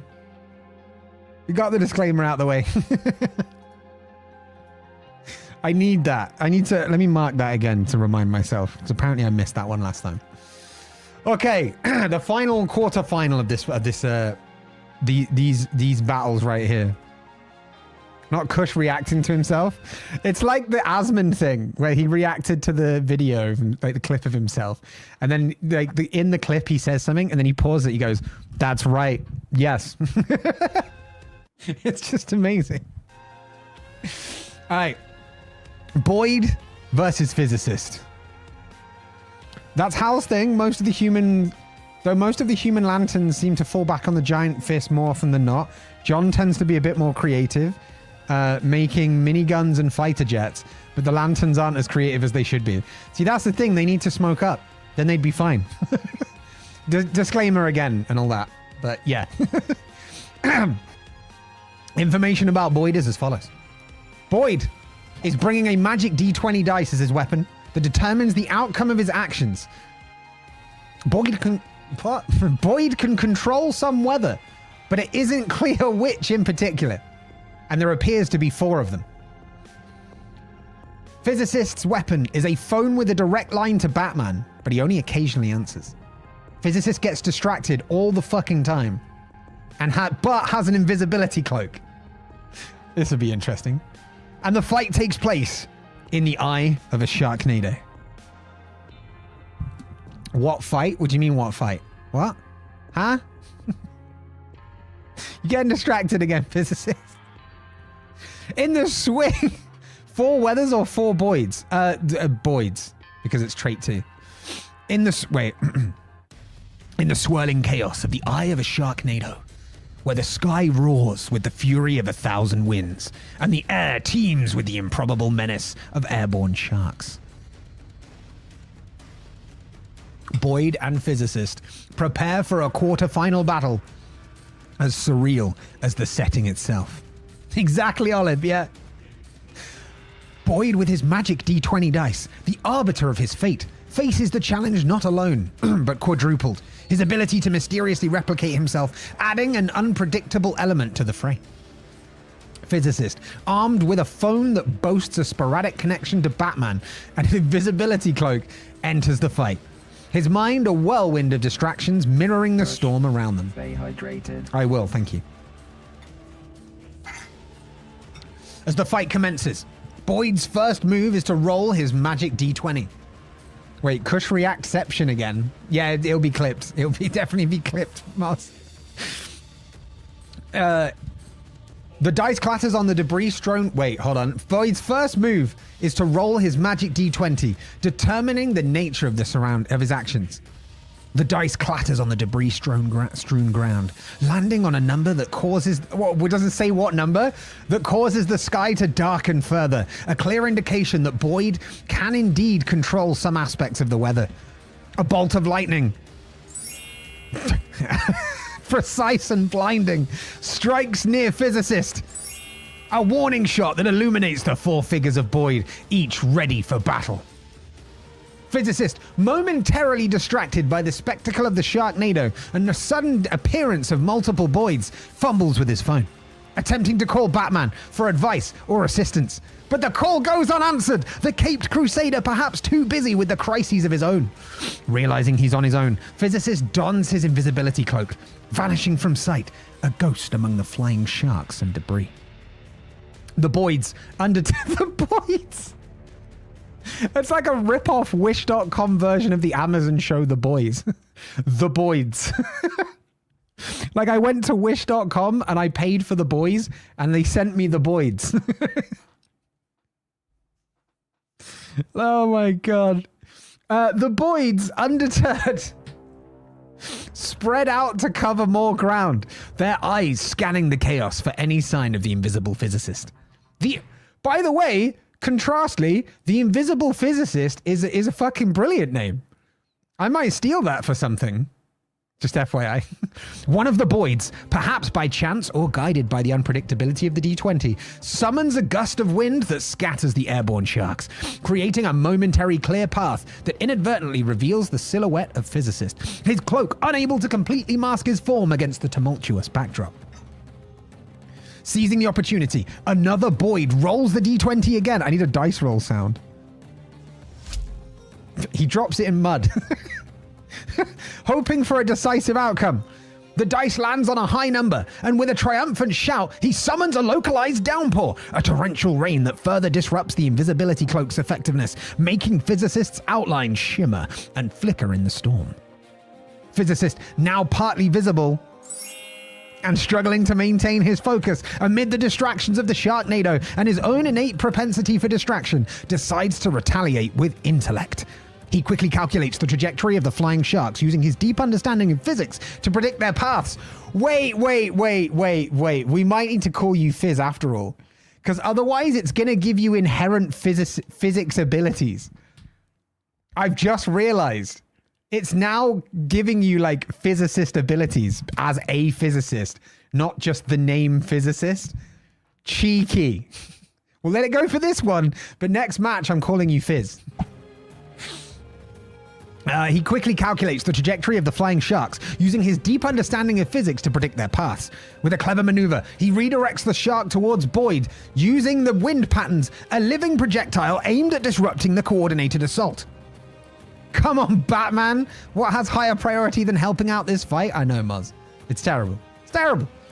The Boyds, however, are prepared. The one who seems to have taken the lead rolls the d20 once more, this time invoking a sudden freeze around them. A chill in the air that turns the incoming shark into a block of ice mid-flight, neutralizing the threat.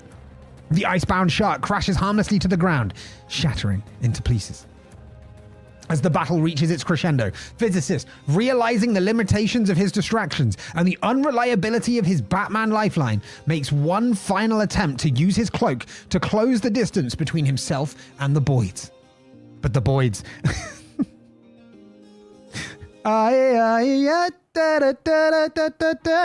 unified in purpose and emboldened by their successful manipulations of the weather, coordinate their actions, surrounding the area where they last saw Physicist shimmer. Make the whole place shimmer. All the references today. With a final roll of the d20. Sure. Boyd aims not for an attack, but for clarity, the dice landing on a number that seems to grant him a moment of perfect understanding. With a precise, coordinated move, the Boyds converge on Physicist's location, one of them managing to tackle him to the ground, the impact causing his cloak to fall away, revealing him at last. The fight concludes with Physicist pinned beneath the collective might of the Boyds. The Eye of the Sharknado, a fitting arena for a battle as unpredictable and chaotic as the combatants themselves. Boyd, or rather the Boyds, emerge victorious.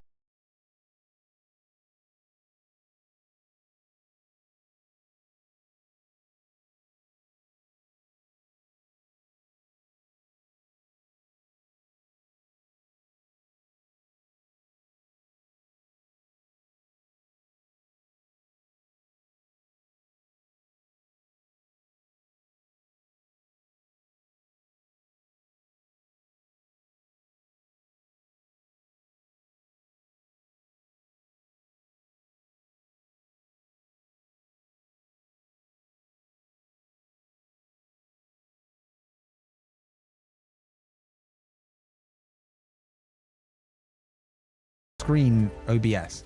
I think I've broken OBS. OBS went to full screen and now won't come back from full screen. There we go. Now it's fine. Going back to the level 20 D&D spellbook. That's a high level. I finally won a round. Let's go, Boyd. Let's fucking go. Hell yeah. We have 3 fights remaining, folks.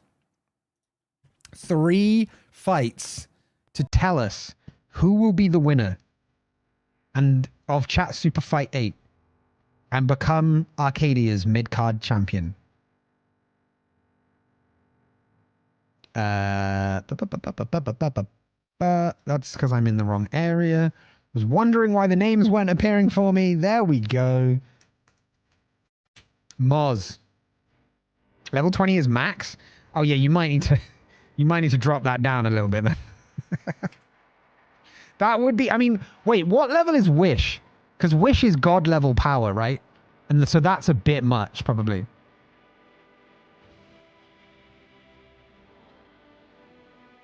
D&D Wish.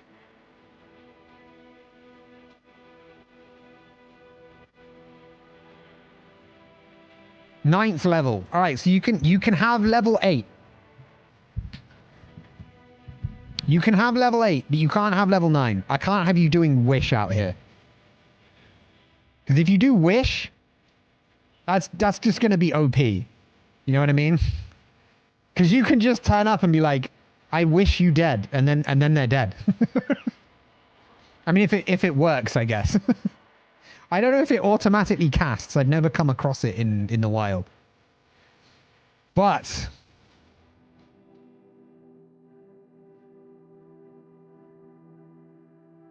chat, it's time. It's time for the semi-final. Rumble and Siege. The next epic fight in this epic tournament. Rumble's on a they-them day. A silly string flamethrower. Versus... a red lantern power ring. For a second there, I typed A space RE, And because Siege hadn't used this weapon yet on that side of the bracket, because he was the first one in the last round, the autocomplete said a really big spoon. I'd forgotten that someone used a really big spoon at some point. I imagine it was desktop.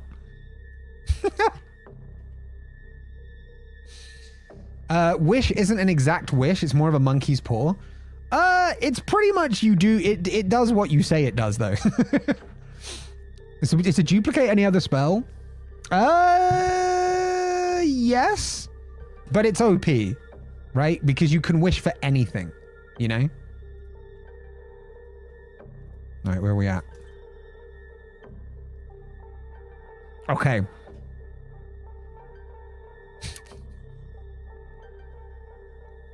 Okay, this is interesting. This is going to be an interesting one. Oh, we're already here. Wait, you guys didn't see the bracket. Hold on. There's the bracket now, in case you need it. Where's our talking rulebook? Yeah, Siege, we need a decision. Although it could be different between Siege's edition and 5th edition.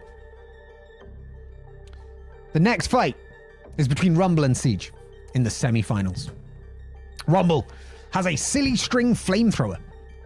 Also has supersonic hearing and can slow down time when their eyes are closed. Wait, how did Mars win what now? Oh! Mars versus Mars. I meant Boyd. I think we were talking about Mars at the time.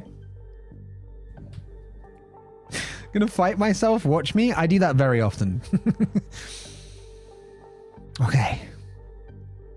Next fight. Wait, I've minimized. Hold on. Next fight between between Mars and Mars. Between Rumble and Siege. Rumble has a silly string flamethrower, has supersonic hearing, and can slow down time when their eyes are closed.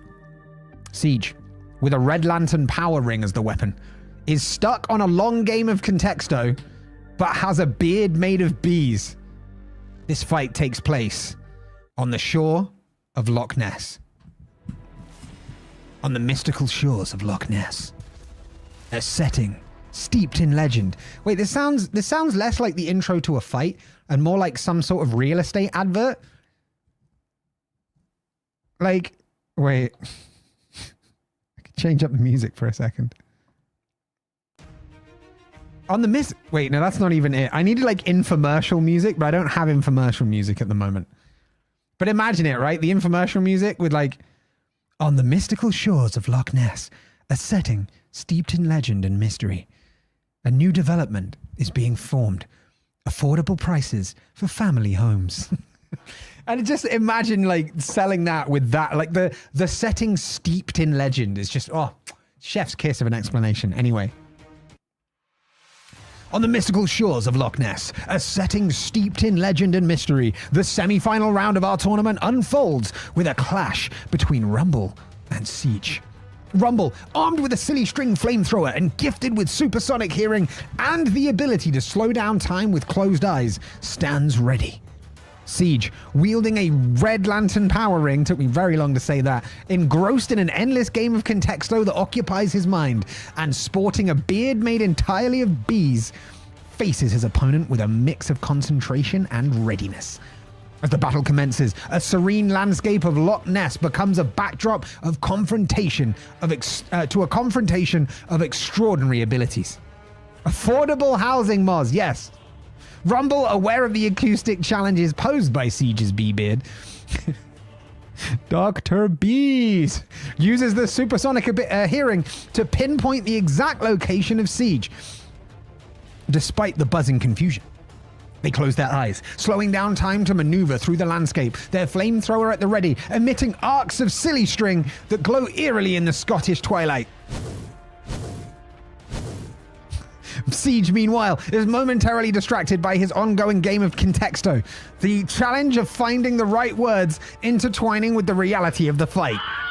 However, the power of the Red Lantern Ring does not require his full attention to be effective. With a thought, he conjures the constructs of crimson energy, aiming to ensnare Rumble with creations fueled by rage and determination. The clash escalates as Siege, harnessing the anger and frustration from his endless Contexto game, directs his energy towards Rumble, creating barriers of projectile of red light. Works. Rumble, moving through the slowed time, dodges with grace. Their flamethrower panting. Sorry, no. Their flamethrower panting. I'm out of breath, Rumble. I can't shoot any more strings. You've got to let me rest for a minute. Rumble, moving through the slowed time, dodges with grace. Their flamethrower painting the air with streams of silly string, attempting to entangle Siege and disrupt his concentration. Rumble's strategy seems effective as the silly string, despite its innocuous appearance, becomes a tangible annoyance to Siege, interfering with the flight of his bee beard. My bee beard will have something to say about this, and sticking to his red lantern constructs, diminishing their effectiveness. The bees, agitated by the silly string, add to the chaos, buzzing more erratically. In a moment of clarity amidst the distraction of a Contexto game, Siege realizes the need to adapt his strategy. He focuses on emotional energy powering his ring, channeling not just rage, but the complexity of emotions that he feels. Frustration, determination, and the surreal humor of fighting with a beard made of peace. This emotional depth... Siege has discovered himself here or something. He's gone on a little spiritual journey inside his mind. This emotional depth charges his construct with new vitality, making them more unpredictable and resilient against Rumble's attacks. Rumble, sensing the shift in Siege's tactics, closes their eyes once more, pushing their time-slowing ability to its limits. In its extended moment, they execute a series of maneuvers, circling Siege with a whirlwind of silly string, creating a barrier that seeks to isolate him. But Siege, driven by his heightened emotional state, breaks through the barrier with a burst of red energy. Great. The construct's now shaped like enormous bees, an homage to his own beard buzzing with power. His own bee, it's a giant bee. He's becoming Dr. Bees. Just FYI. The battle reaches its zenith as Siege, embracing the absurdity of his situation, channels the collective might of his emotions and the bees, not forgetting the bees, of course, into a final spectacular construct, a giant red lantern from which emerges a swarm of energy bees. Each one buzzing with the intensity of his will. Rumble, caught off guard by the sheer creativity and force of Siege's counterattack, struggles to maintain their time-slowing field. The energy bees swarm around Rumble, their buzzing overwhelming even their supersonic hearing, disrupting their concentration and forcing them to retreat. As the energy bees dissipate, Siege stands victorious on the shores of Loch Ness.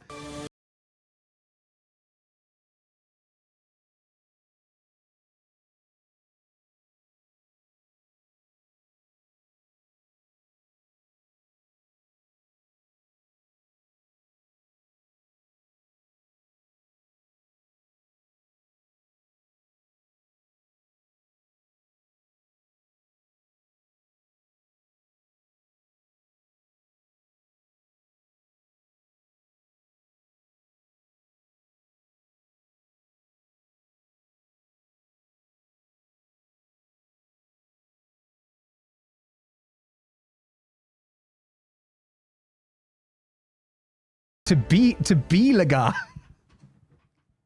Because honestly, that sounds more appropriate right now. Future generations will know them as the beekeeper. Nice. This is incredible. Siege has made his way for the first time ever to a final. Also, I changed monitors by mistake and it fucked up the thing. Hold on, there you go. Which means Siege progresses to the final.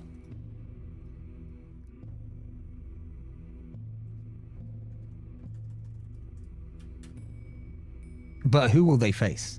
Who will they face in this epic conclusion? Because every chat Superfight fight brings something new. The secret to achieving emotional depth, B-beard. Yeah. You ever just wonder, like, what you're doing in life or who you are or like all that kind of deep introspective stuff, bee beard. That's what it is. Me in a final? A sudden influx of bees caused this. What's this? I'm almost not in the final? Nothing that a sudden influx of bees won't rectify. Dr. Bees! Oh, Dr. Bees is so good. If anybody has not seen Dr. Bees, you need to go and watch Dr. Bees. I want Siege to win so he forever gets rid of the GPT curse. Same! I want Siege to overcome his GPT curse. But that's going to have to be at the expense of either one of these next two semi-finalists. In the first corner, because there's not necessarily a left or a right here, but in the first corner is Moz. Bringing with them the squeaky hammer. A giant foam hammer with a built-in squeaker that emits an obnoxious noise with each swing. While it may not cause much damage, the annoyance factor is off the charts. Up against Boyd. And Boyd brings... I'm going to leave the word dice off because I think it knows now. A magic D20 that determines the outcome of his actions.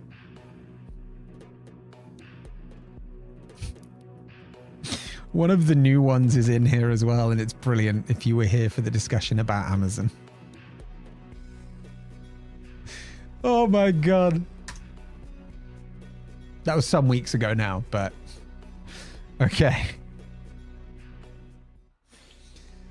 The next fight is between Moz and Boyd. This fight is in the semi-final round of the tournament. Moz brings the squeaky hammer, has extremely sticky skin, and can breathe underwater. Boyd brings a magic D20 that determines the outcome of... Shit, hold on. I fucked up. The outcome of his actions. Boyd is scared of printers and really has to pee. The fight takes place at a supermarket. Oh, God. I know another person who's scared of printers, isn't that right? Oh, if you mean me, I just hate them. I'm not scared of them, I just don't like them. I want to win so I can finally beat Dreamer. This is it. If Dreamer comes back, are you still going to be able to beat them, you know? Supermarkets usually have bathrooms. Just give me 5 minutes. True. True. Was it Vi figured out getting 32 chickens per egg? Yeah. That was, yeah. Next time, bring the chickens. Yeah. This might be the plot armor of an actual comic book weapon that the bot recognizes. Yeah. It could be, you know. It could be that it recognizes it as like a good guy weapon and so keeps letting you win. You never know, though. You can keep that weapon. The fight takes place at a supermarket. And it begins now. In the fluorescent lit aisles of a supermarket, and apparently an unnamed supermarket, an unusual battleground is the set for the semi-final round of our tournament. Moz, wielding the squeaky hammer, a weapon as whimsical as it is irritating, stands ready, their skin sticky to the touch. A peculiar advantage in close combat. Boyd, clutching his magic D20, the fate of his actions resting on its unpredictable rolls, faces his opponent with a sense of urgency, driven not just by the competition, but by a very human need. As the fight begins, shoppers... Oh, it's open. The supermarket is open. I was imagining it as like an empty supermarket, but no, this shit is like business hours. You're actively harming their like Q1 profits at this point. As the fight begins, shoppers and employees alike stop to watch, curiosity piqued by the sight of these two combatants amidst the produce and product stands. Moz makes the first move, swinging the squeaky hammer with gusto, each hit accompanied by a ridiculous squeak that echoes through the supermarket. It's the closest I've got, okay? Drawing both laughter and winces from the audience. Boyd momentarily distracted by his fear of printers and anxiety heightened by the nearby electronics section where a display model churns out continuous test pages. Okay, this supermarket needs its Q1 profits cut. That's just so unhelpful for the environment. Printing continuous test pages? There is no need for that. There is no need. Boyd rolls his D20 to determine his next action. The dice clatters on the tiled floor, coming to rest on a high number. A wave of relief washes over him as the outcome allows him to momentarily overcome his fear, giving him the clarity to focus on the battle, and perhaps more pressingly, his need to find a restroom. Utilizing his surroundings cleverly, Boyd grabs a bottle of water from a nearby shelf and hurls it towards Moz, hoping to exploit Moz's sticky skin by making it even more difficult for them to move.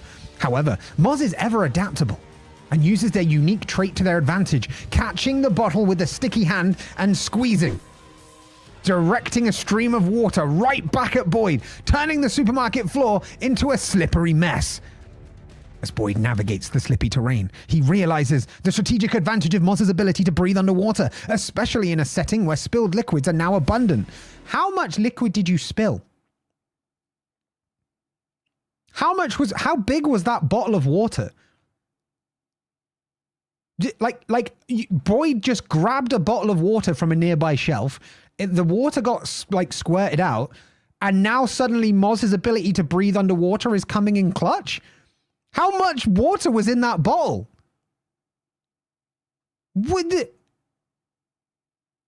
I guess it really puts the super in supermarket, right? Their prices are super low and their products are super sized or something.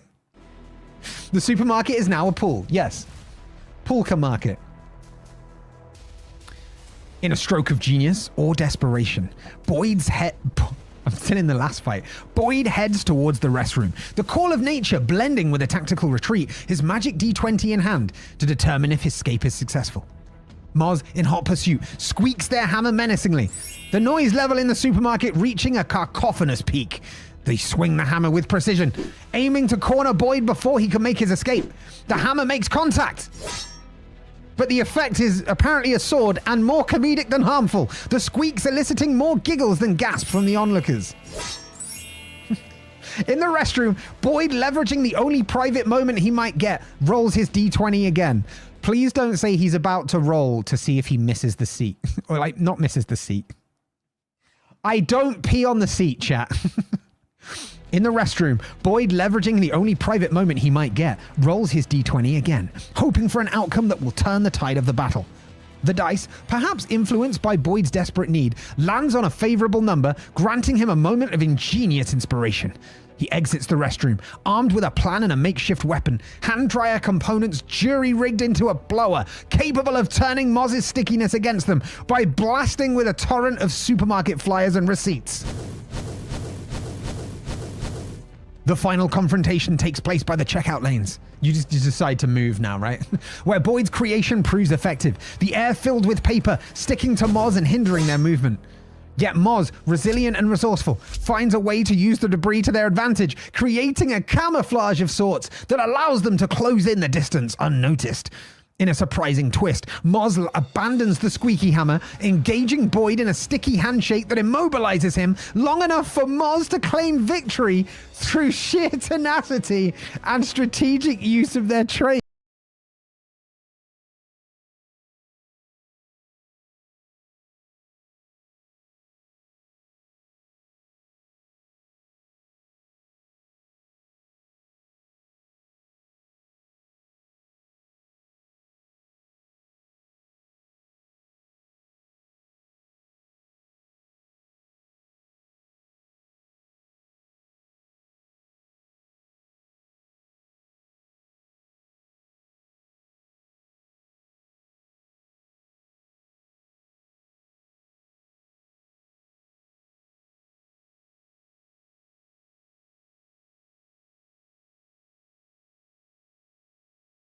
And weapons.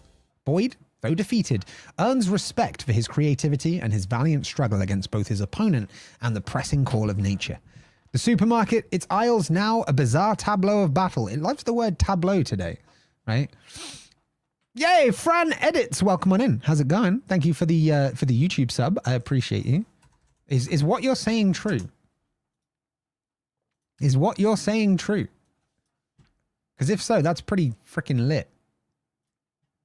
But I didn't think I was that close. Oh my god, I was! 100 subscribers on YouTube, folks. Let's fucking go. I don't have the klaxon noise here, but have this instead.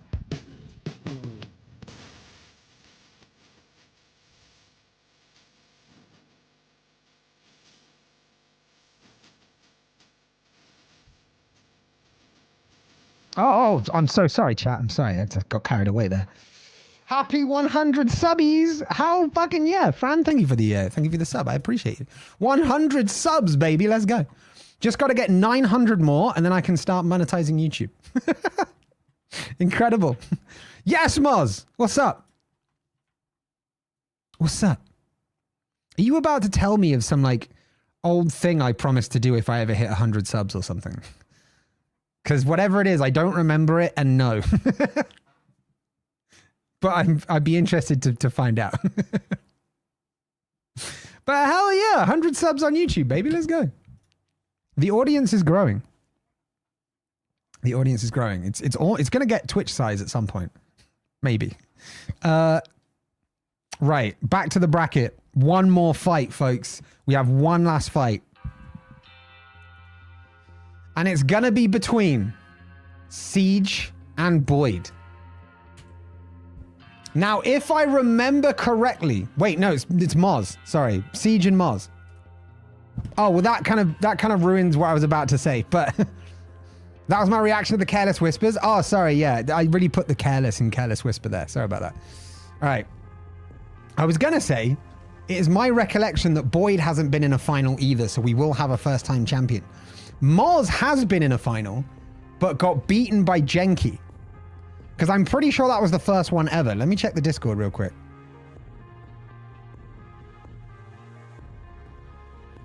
From most recent to oldest, Dreamer beat Drager, Gen beat Dreamer, Kushman beat Imagine, Knight beat Dreamer, Dreamer beat Knight, Kushbot beat Tadikat, and Genki beat Moz. Moz was a finalist in the very first chat Superfight. Going all the way back. However, they lost to Genki.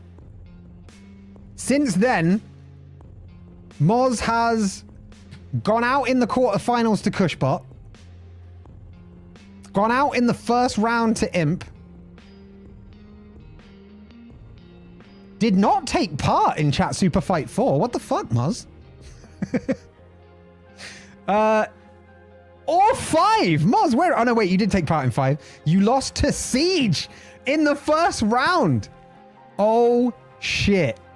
This is a rematch is what this is. And then lost to Rumble in the first round. Moz is actually another one that struggles with Chat Superfight. Since their final appearance in the very first one, they've not been further than the quarterfinals. Siege, meanwhile, reached the quarters in the first ever Chat Superfight. Got killed by Leo in the quarters of the second Superfight. Got beaten by Genki in the first round of Superfight 3. Beaten by Knight in the quarterfinals of Superfight 4.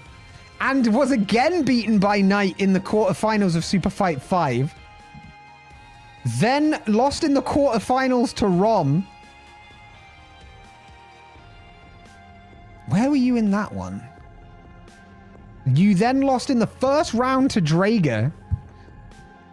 And here we are. Hey, Mars, I see your message in the mod chat. You're absolutely fine. It's absolutely fine. It's helping, if nothing else. Right. We got to do this. We got to do this. We got to see what happens. We got to see what happens in this final. Let's get some hype in the chat. For this, the final fight of Chat Superfight 8. It's Siege versus Moz.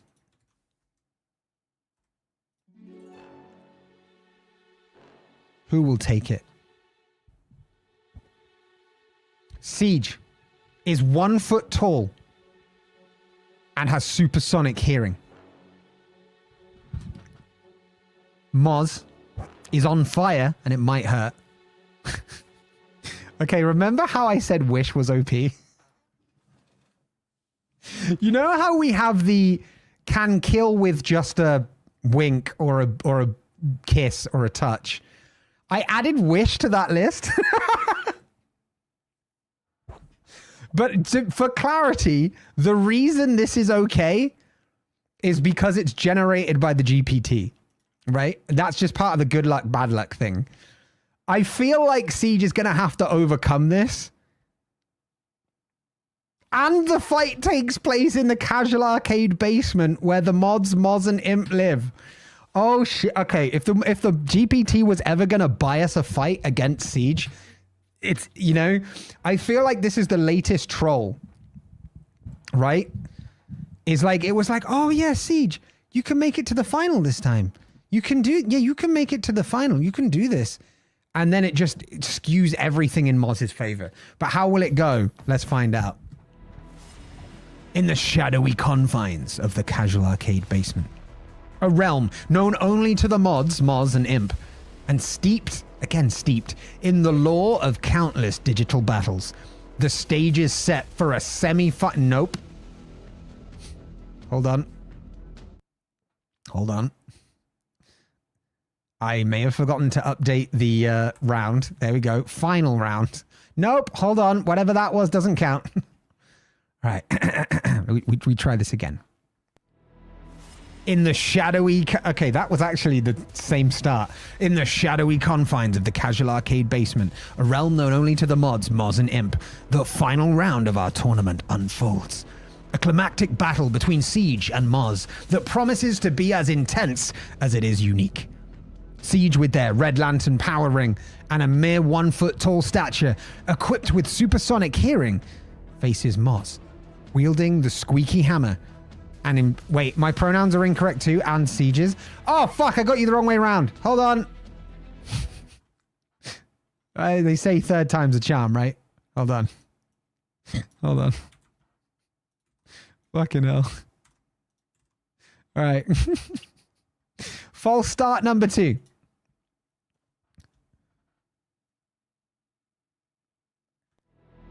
In the shadowed confines of the casual arcade basement. That rings a bell. A realm known only to few outside the moderators Moz and Imp. The final round of our tournament unfolds with an air of anticipation that could cut the densest fog. This is where legends are made, where Siege, the diminutive titan with a Red Lantern power ring and supersonic hearing, stands a mere foot tall, but with a heart of a giant. Ready to face Moz, armed with the squeaky hammer, their very essence aflame, a beacon of both danger and determination. Does Kush error count for the prediction? No, that was me burning down. So far, it's done well.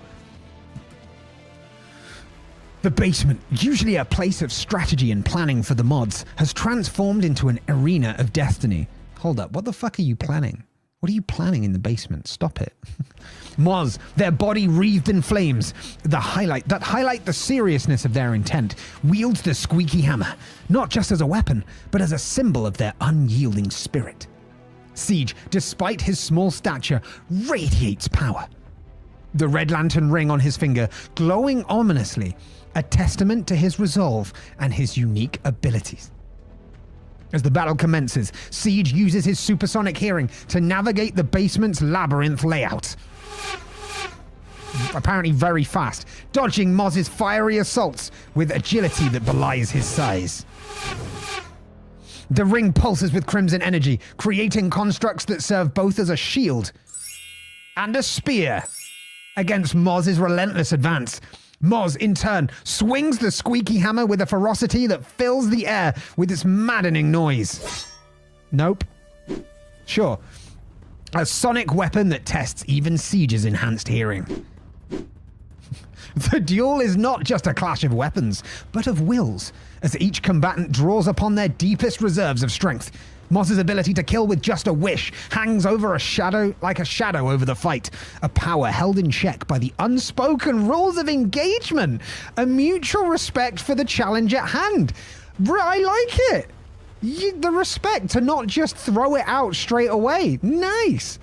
Siege, confined by his small size, but not defined for it, maneuvers through the basement, his every move a calculation, his every attack a testament to his strategic genius. In a daring gambit, Siege uses his ring to amplify his voice. The sound waves targeting the very flames that envelop Moz, attempting to suffocate the fire with a vortex of sounds. Moz, feeling the heat diminish, pushes through the assault, their determination igniting the flames anew, a phoenix rising from the ashes of doubt. The squeaky hammer, imbued with Moz's fiery spirit, becomes a beacon of light in the dim basement. It swings, leaving trails of fire. Oh, fuck, hold on. It swings, leaving trails of fire in the air, a spectacle of light and sound. Siege, undeterred, creates a construct of a giant translucent red lantern, harnessing the power of rage and will to shield himself from the heat. His every move a dance with the eye of a storm. As the battle reaches its climax, Moz, recognizing the futility of direct assault, channels their lethal wish through the squeaky hammer, transforming its next swing into a potential final blow. Interesting use of the thing. Siege, sensing the shift in energy, makes a split-second decision. With a burst of light from his ring, he projects an illusion of himself, a decoy that takes the hit from the hammer, while the real Siege, using his diminutive size to his advantage, positions himself beneath Moz.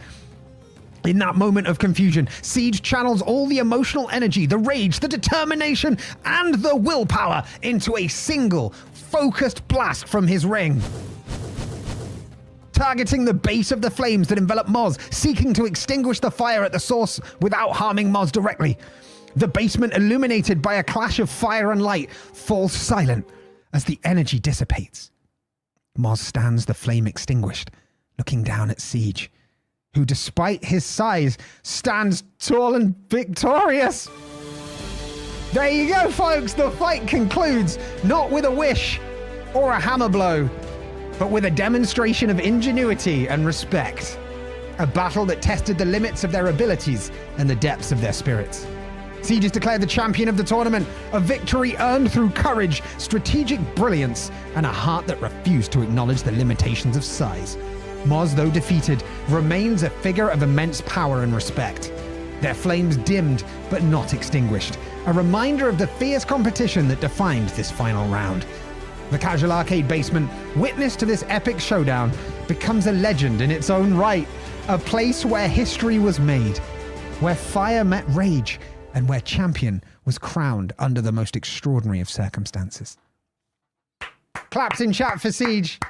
This is your first win. You actually managed to pull it off, Siege. Fuck yeah. Let's fucking go. Let's fucking go. I honestly thought the AI was just going to fuck you. I attempted to break the agreement by using my wish. Well, no, it's more that you didn't use it immediately. So I think it would have been fine as a use, you know? Should have gone blue, but damn, that was a good one. It really was. It's a risk, right? To change your winning weapon. I'd come back with the same one, honestly, for the next one. But if you want to change it to blue for next time, there it is. Congratulations, Siege, on your victory. Fuck yeah. And that is it. That is it. Kushmum, hello. It is very much the last part. We're about to leave. So to everyone that joined in on YouTube and subbed, thank you so much. I appreciate you. To Twitch, of course, my main love. Thank you for being here. It was most enjoyable, I must say. A hell of a tournament. Shorter than the normal tournament, but still had a lot of power to it. A lot of interesting stuff going on. It was a great super fight, wasn't it? Yeah, I thought so. I thought so. It's the first Superfight to be broadcast on in three different streams. It's mad. It's absolutely mad. How we now have to stream on, well, not have to, but how we now get to 3. Name a footballer for an edit. What position do they play?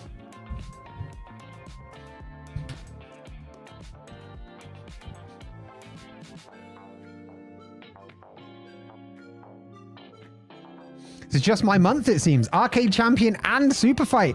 That's true. Wait, Siege is double champion. This hasn't happened since Dreamer. Oh my God. Any position? All right. Their name is D Fender. First name D, D-double-E. Last name Fender. You're welcome. And yes, they will all be puns. So there you go. But guys, thank you very much for joining. If you're on the YouTube side, feel free to subscribe. There will be more videos coming out soon at some point. And definitely more streams. What are we talking about? We just wrapped up. But thank you for coming in. I appreciate you. Also, thank you for the sub football edits. Thank you so much. If he exists. Oh, I don't know if he actually exists. When you said name a footballer, I thought you meant create the name. If you're saying name a footballer that exists, it's got to be Peter Schmeichel. For me, it's got to be Peter Schmeichel. One from back in the day. A classic keeper. Best United keeper in ever. Except for Schmeichel, De Gea, and Van der Sar were all really good. But yeah, if you're on the Twitch side, as always, I will still be streaming 3 times a week. If you are not aware of the Discord yet, come on down to the Discord. We do community nights. We have a Minecraft server. We will also soon have a what's it as well? Enshrouded server. But until then, folks, it's been lovely to stream for you. I've been Kush. I will see you again on Thursday when we're going to be doing something. It will either be the Power World Nuzlocke continuing, or it will be the Enshrouded server. Or there was another idea I had that I can't remember. But we'll find out. We'll find out. See you next time, guys. Kush out. Follow me. Okay. Wait. I pressed the wrong button. Ignore the music. We're just going to skip through a few. There you go. There you go. There you go. Goodbye, everybody. There's no point sticking around now. I don't know what you're still doing here. This is the